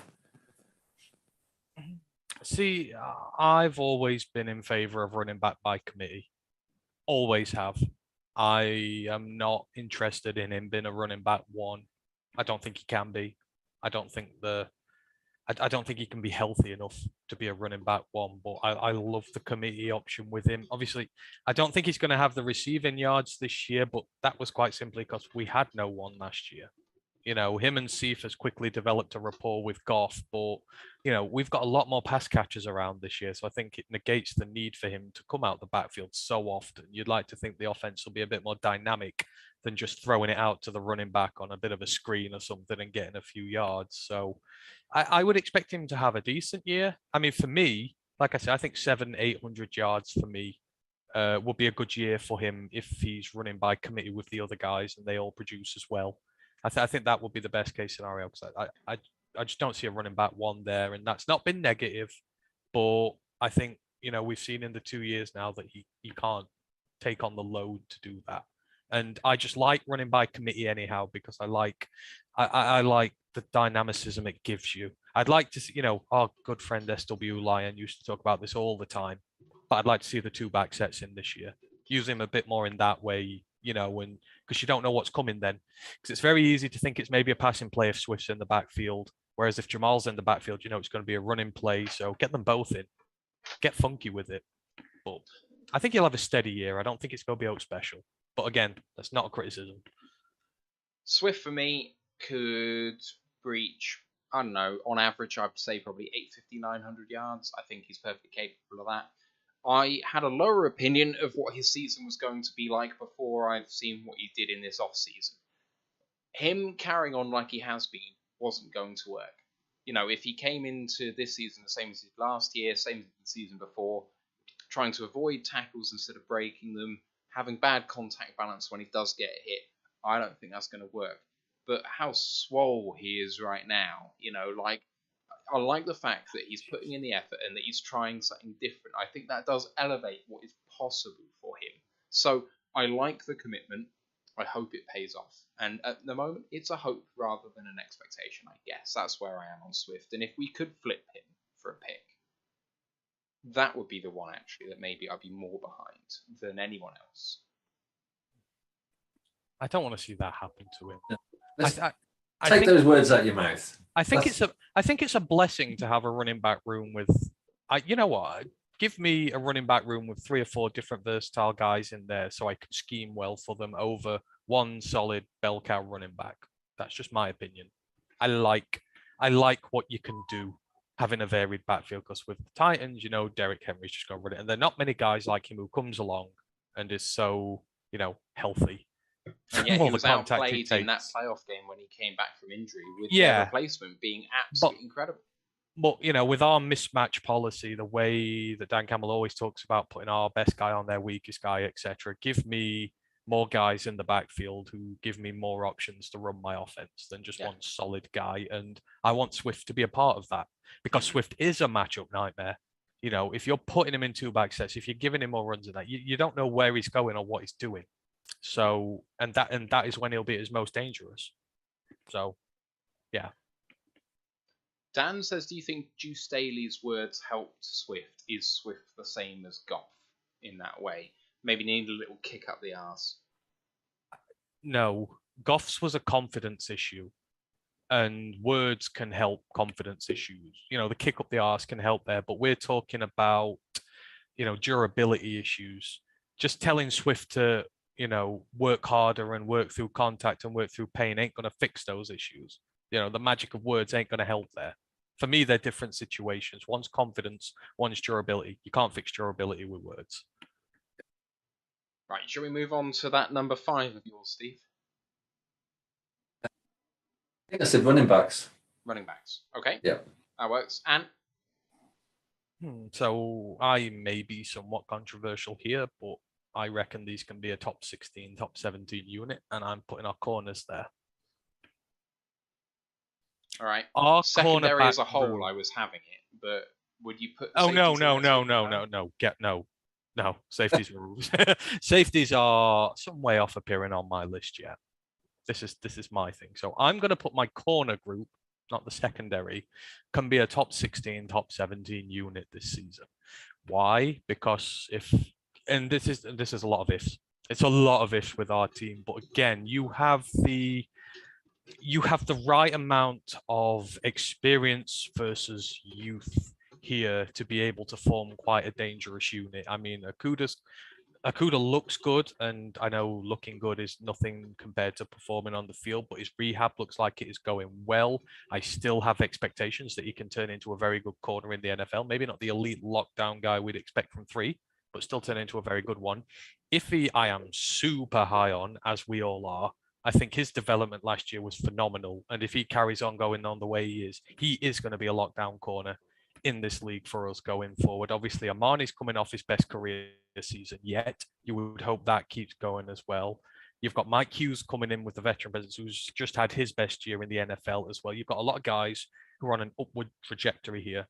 And then you back them up with the like of AJ Parker, with Jerry Jacobs, youthful enthusiasm. Again, guys who have come on leaps and bounds from when they started on this team. And all of a sudden, you have a positional group which is full of depth. And, I've said it from the beginning, I think you are going to get sort of a Darwinian situation where, evolution comes into to effect, and you have so many guys fighting out that the cream rises to the top, and you end up with a really good of the fittest, yeah. Survival of evolution, survival of the fittest. And, to get into this cornerback room this year, you're going to have to work damn hard. And I think that's going to elevate them to a degree where they are young enough and, experienced enough at the same time to be damn good. Because you are. Imagine if Jeff Okudah, Iffy Melifonwu, Amani Oruwariye, Mike Hughes, and Jerry Jacobs are all performing to the best of their ability next season. They're young, they are very talented, and yet they've got a lot of experience in there as well. That suddenly makes a damn good positional group. So I'm sort of, this is at the high end of expectation for me. So, maybe it is against the question a little bit, but, I think they can be top 16 if they reach their potential. Right, go for number 6 as well, Anne. And let's maybe take down how long the explanations are for all of these, just so we can cover some of the audience questions as well. Running backs, number 6. All right, Steve? I forgot how many left. 2 or 3 left? 3 left. Special teams, number 6. Wow. 6, yeah. Wow. Is that because of the kicking, or is it because of something else? I think like 4, 5, and 6 are all probably close and probably around the average. All right. So I'm thinking they'll probably be like 18th, 19th. Okay. But number 7, I'm going to go secondary, and I'm going to say they're going to be about 25th. Fair. Okay. My 6th is defensive line. I think I'll be about 21st in the NFL. I just think that there's a lot of maybes in there. So Aleem showed a lot of promise. I think he's going to be an absolute wrecking ball. But it's hard to make a really big impact from the position he's going to play. I want to see it first before I say that he's going to be the guy that puts this line over the top. Hutchinson, I'm expecting a lot from. But it's still his rookie year. It's still year 1. Harris has never shown it before in his career. And he did it last year, and he got 7.5 sacks, which represented a good year for him.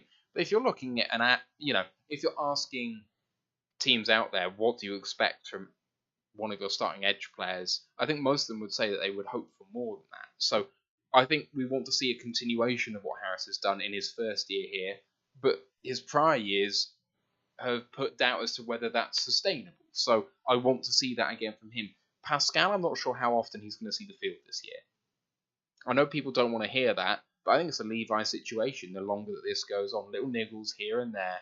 Now, Levi's the other guy who is really going to make or break this group. Like, his upside is massive.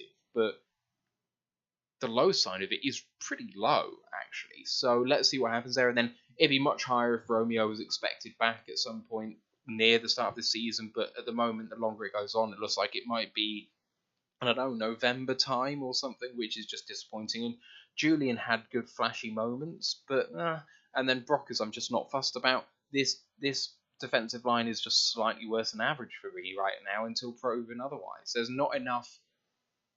There's enough potential there for me, but the potential goes both ways in this group. There's not just upside risk, there's downside risk for me in it as well. So I put them 21st. Wow. In my 6th position.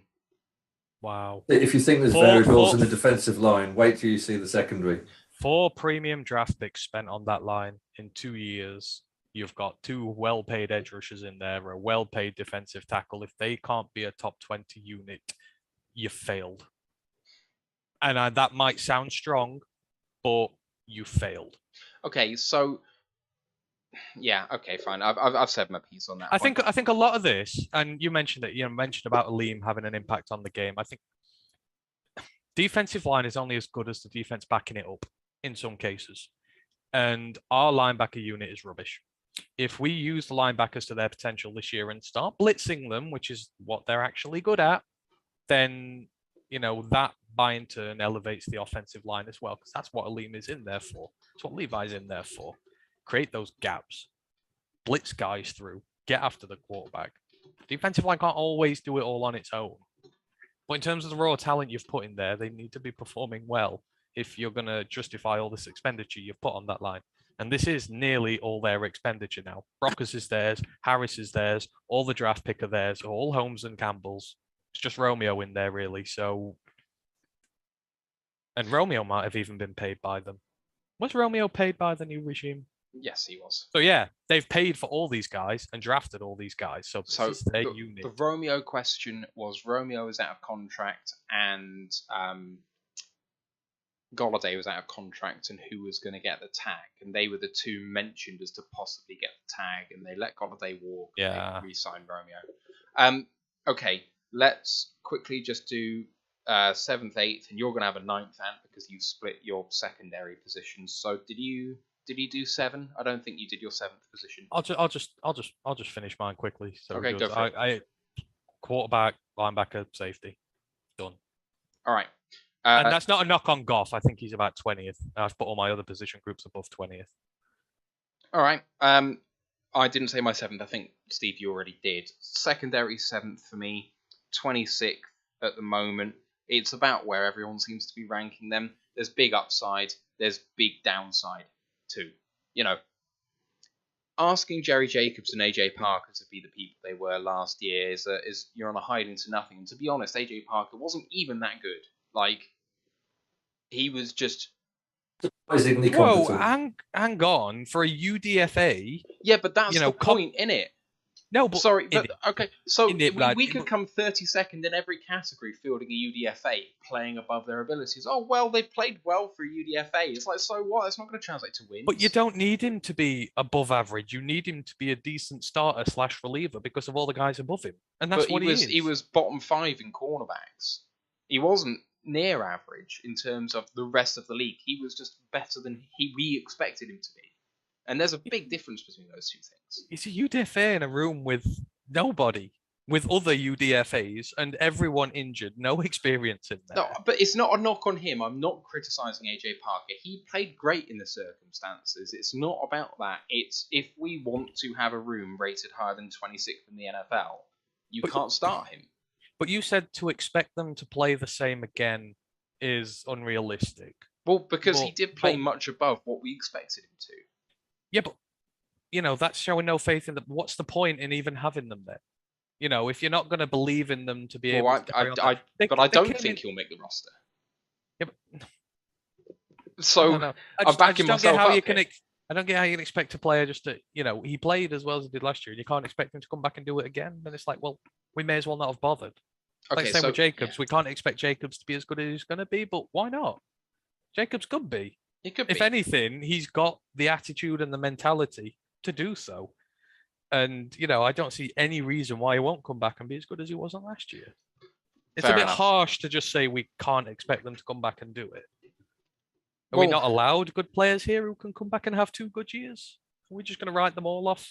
We can't get the productivity back? There's a difference between being unfair to the guys specifically by doubting whether they can come back and do it. But when it comes to setting expectations for the team as a whole, saying that players rarely stack good back-to-back years is just stats. Like, that happens across the league to the majority of the league. Very few people stack good back-to-back seasons. So me saying I'm not sure whether they'll do this back-to-back is saying nothing more than I expect from them what I expect from everyone else in the league. Anyway, finishing off, number 8, linebackers, 30th in the NFL, bad until proven otherwise. Chris Board with me, my LB1, and I have no faith that he'll start. But there we go. Steve, you have one more to go.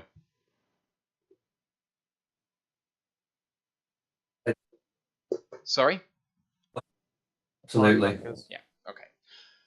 Right. Hello to David Reinfurt, who has popped into the chat on Twitch. Nice to see you, man. We do have one more question that's just come in late. Right, we'll do this a bit more quick fire because we have run late, but we do have the listener questions to go through. So just quick answers if you can on these ones, guys. Starting with our very own Ashley Soden. He says, which of these scenarios is more likely?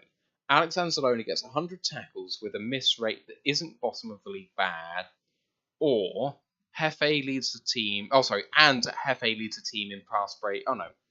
3 different options, and I should read this before I read it out.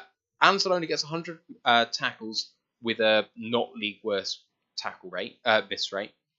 Hefe leads a team in pass breakups, or Swift plays 16 games. I assume he means 17 games, and has total combined 1,500 scrimmage yards. So, in 3 unlikely scenarios, which one's more likely to happen? Okuda leads a team in PBUs, Swift gets 1,500 all-purpose yards, or Anzalone gets 100 plus tackles with a not so bad miss rate. Jesus. It would be Hefe. I think Anzalone has 155 tackles in 5 years in this league, so he ain't getting 100 in 1 season. That is sure as hell not happening. It'll be Hefe. Swift ain't going to stay healthy for 17 games, unless they're running by committee properly, but he won't reach 115 yet. 1,500 yards. It's Hefe.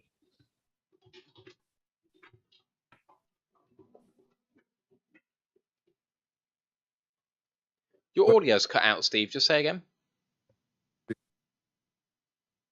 Swift. I got Swift. Okay. I'm going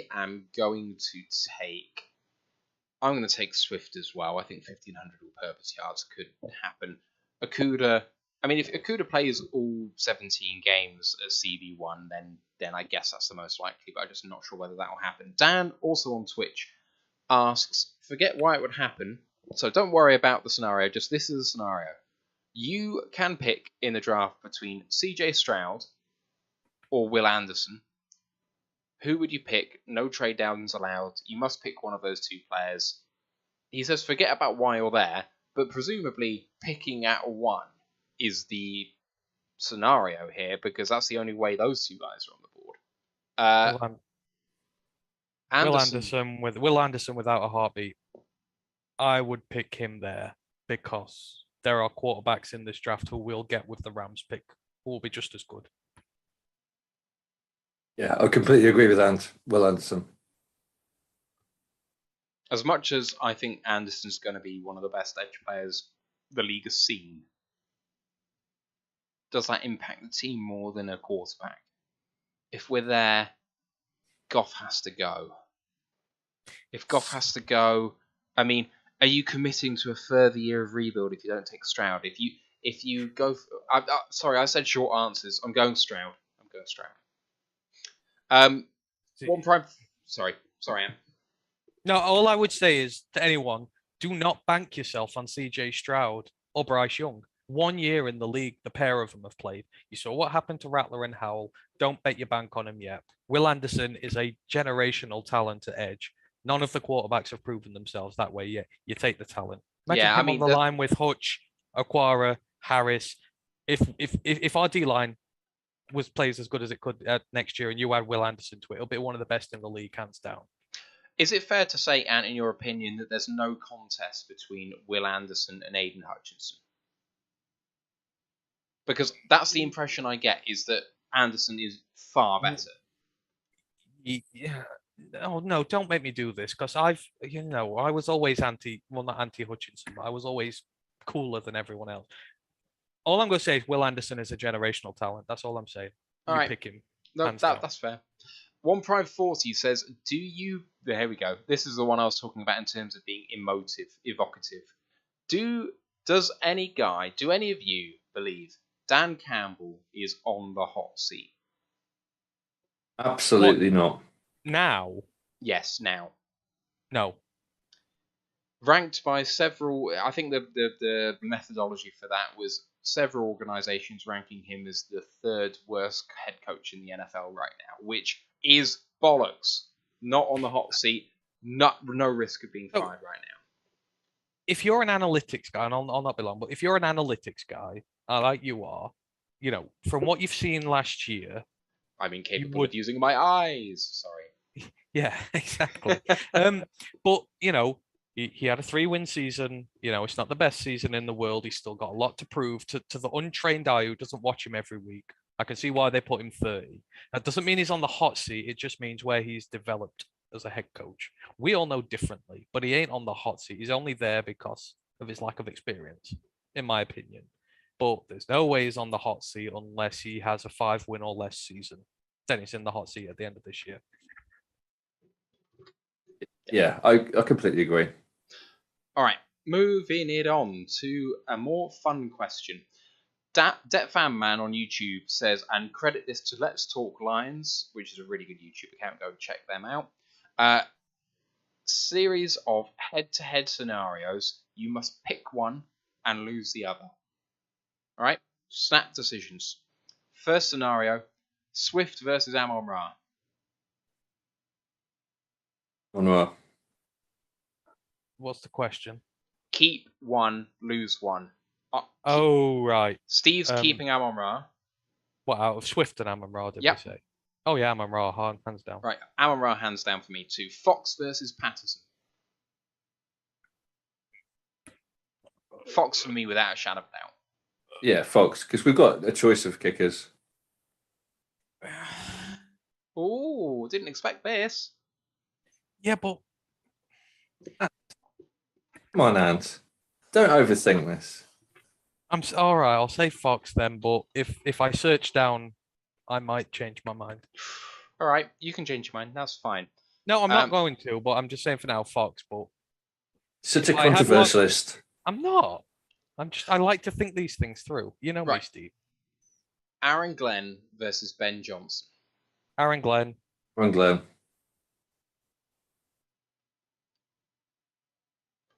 Yeah. Now who's been controversial? I don't think it's controversial to say that Ben Johnson could be an exceptionally good offensive coordinator or head coach. All I'd say is we've seen living proof that Aaron Glenn can develop players, which is that's what no coordinator is it for me. No coordinator has done that in Detroit forever and a day, apart from our receivers coaches. So I'm going to take the guy who can develop players. Ben Johnson ain't proved that yet. That's not a knock on him. Right. Last one in the head-to-head scenarios is Brad Holmes versus Dan Campbell. Brad Holmes. Yeah, Brad Holmes. Wow, I do not think a lot of people would agree with either of you on that. Oh my god. I love both, but to have a competent organization, you have to have a competent GM. Look at the Tigers. The Tigers have a great, coach, and they have a shoddy GM, and they're one of the worst outfits in baseball. We've got a replacement coach on our roster in Aaron Glenn.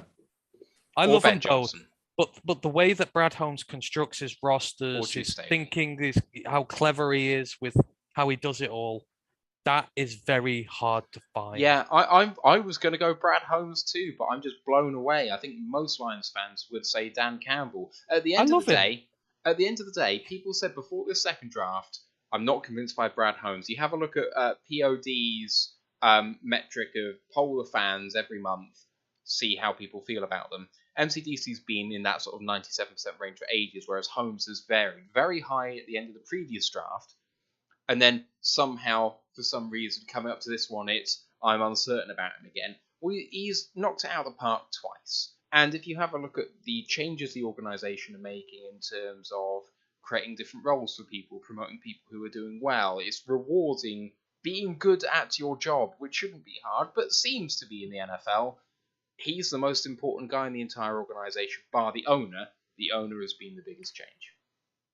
See, I just think that like 3/4 of Brad Holmes' critics, all they'll be able to say to you when asked why don't you like him, they'll go, Trinity Benson. That's all they've got. Who actually is now coming into the fact that he might be wide receiver 6 or 7. Yeah, fans always expect the GM to be a combination of like a magician and, a kind of someone that can magic salary cap out of, anywhere. And, Holmes is just absolutely the right person for the long term in Detroit. The bad decisions, for some reason, are fresher in people's memories. They'll forget that he, traded up to get guys. They'll just remember he gave away a draft pick for Trinity Benson, and they'll just be like, "Oh, that's terrible." So I don't think many of his critics will have a legitimate reason other than Benson or maybe Brockers, and that's it. And it's like, my God, we gave away a couple of 7th-round picks. Rein it in. Jeremy has just said, in terms of the people who pushed back on that in terms of their polls, is that some Lions fans were skeptical of free agency with so many re-signings on a team that didn't get that many wins. And I do get that. But in terms of how much these guys perhaps could have got on the open market and how much they re-signed for, and if you have a look at some of the incoming players like Chark, signing at well under market value for me, I think that he did knock it out of the park. But I do see why people would doubt him on the free agency stuff, because it's hard to convince people you're going to do better than badly with a similar team. But when you've got a 5-11 record, it's very hard for the GM to pull rabbits out of the hat. And Shark is a really good example of how he's managed to do that.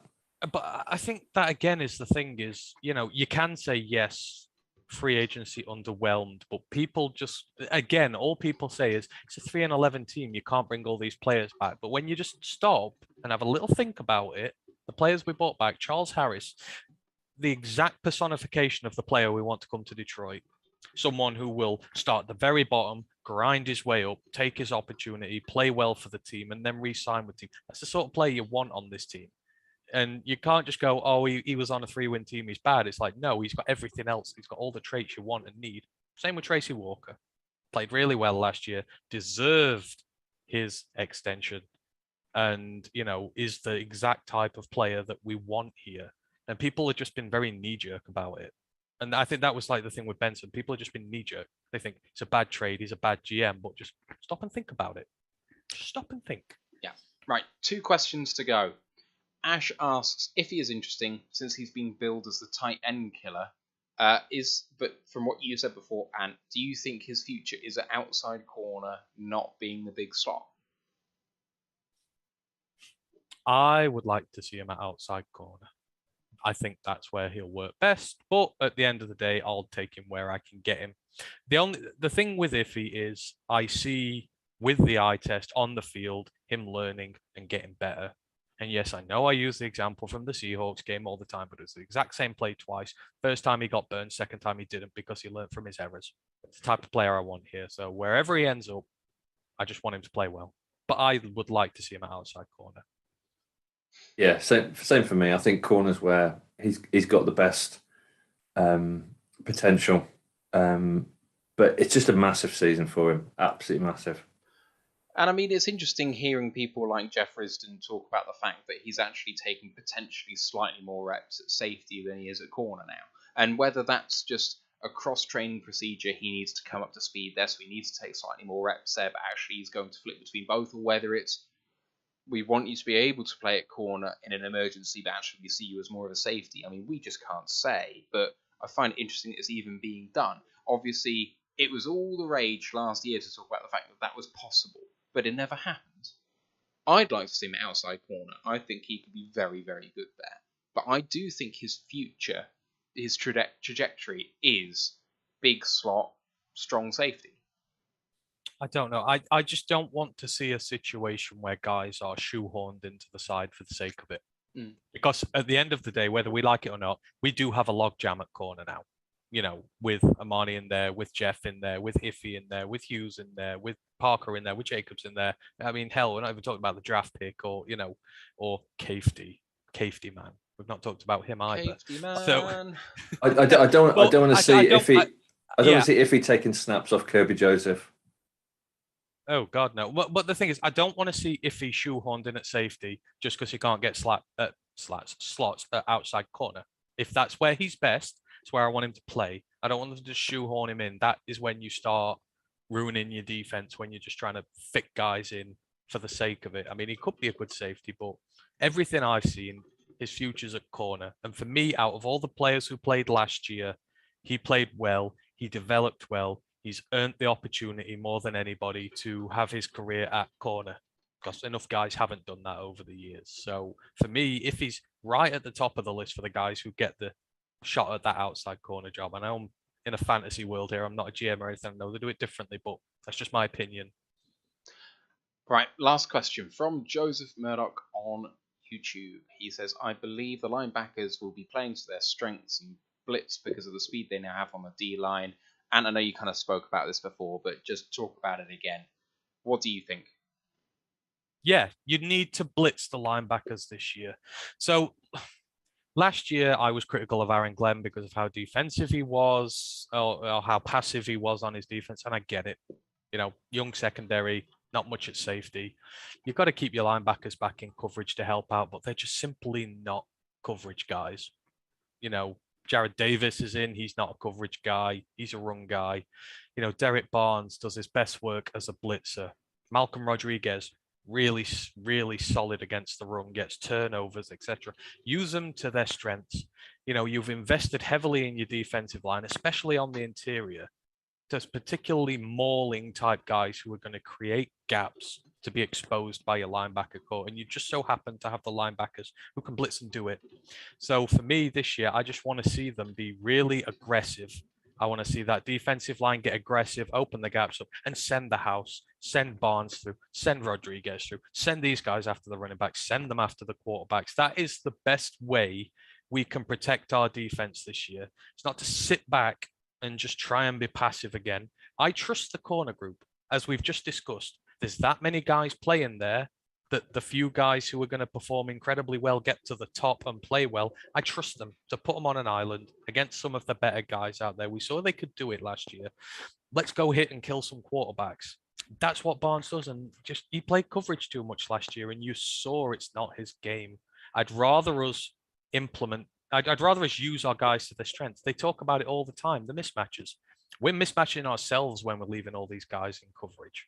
I think we've got a select group of linebackers who are going to really give us an edge when it comes to getting after the quarterback. You can even include Houston in there as an outside linebacker. Hell, Aquara, if you're going to put him as an outside linebacker, use them. Put some quarterbacks under pressure. Put these mid guys, make them panic. Because for too many years now, it's been too passive, and these bog standard quarterbacks have had time to throw and play their best games against us. Not anymore. We have the defensive line and we have the blitzing capability at linebacker to really make them uncomfortable and, to stop offenses in their tracks. So do it. None of this passive crap. There we go. Right. I don't think I can say it any better than that. I just wanted to finish with SW Lion, who's tuning in to us for the first time in a while. He says he's been away with work. So really nice to see you back, man. And just something we've been banging on about. Everyone does, but it's so nice to hear. He says, one of the biggest differences I see, these players seem to be legitimately jazzed about being in Detroit and being on this team. That will have an impact in free agency, especially as the wins increase. So say we all. I know we've been running long, guys, but thank you to everyone who's been watching and contributing. This has been one of the funner shows we've done, I think, for me at least, in a long time. Next episode is this time next week. Not sure 100% what we're going to be doing next week. I'm going to try and work potentially on a guest, which could spice things up a little bit. College Football Podcast is tomorrow with Ant. Just remind us again what you're covering. Yeah, so it's the introduction of season 2 of the College Pod. We're going to be talking about some of the higher profile commitments over the summer to some of the teams. The new Manning is on the way, which is all very exciting, the quarterback. Then we're going to be looking at the conference realignments because teams are moving here, there, and everywhere, and it looks like we're moving towards an age of super conferences, which could be very interesting. And then we're starting off a series where we look at all the college conferences one by one. We're going to give you a rundown on the teams. Just basic stuff like, the coach, the quarterback, some of the players to look out for, just to give those who don't watch too much college sort of a nice sort of broad paintbrush of what goes on there. Some of the players they can look for. There's, nothing worse than having thousands of names shouted out to you about college and you don't know where to go, here, there, or look or anything. So we try and declutter it all for you a little bit. So it's gonna be fun. Might be a long one, but it's gonna be fun. That'll be really interesting to listen to for myself as not someone who follows college football very much. So do go and check that out. Just finally, before I go through the socials, I've just posted in both the YouTube chat and the Twitch chat, and it is in the description on YouTube for you guys on the audio pod, our feedback form. First time we've done this. We're now going into the start of our 3rd season on the main podcast doing this, and it's just a short 10 questions on whether you like what we're doing, main aspects in my mind in terms of what defines the pods and how we can improve, and it talks about the college pods and whether you listen to it or not and what have you. So if you guys have literally 2 minutes, it'd be really great for us to find out how we're doing and what you think. So obviously we've been going for 2 hours today. That's a lot longer than some other pods out there. You've got the daily pods that might do 20 minutes. You've got POD that might do, they kind of aim for sort of 45 to an hour 10. We're at that longer sort of realm of things, along with a few other YouTubers. Luke G does 2 hours, that sort of thing. So do you like the length of the shows? Do you think it should be a bit shorter? Do you like the fact that we did a few like kind of little mini recap shows?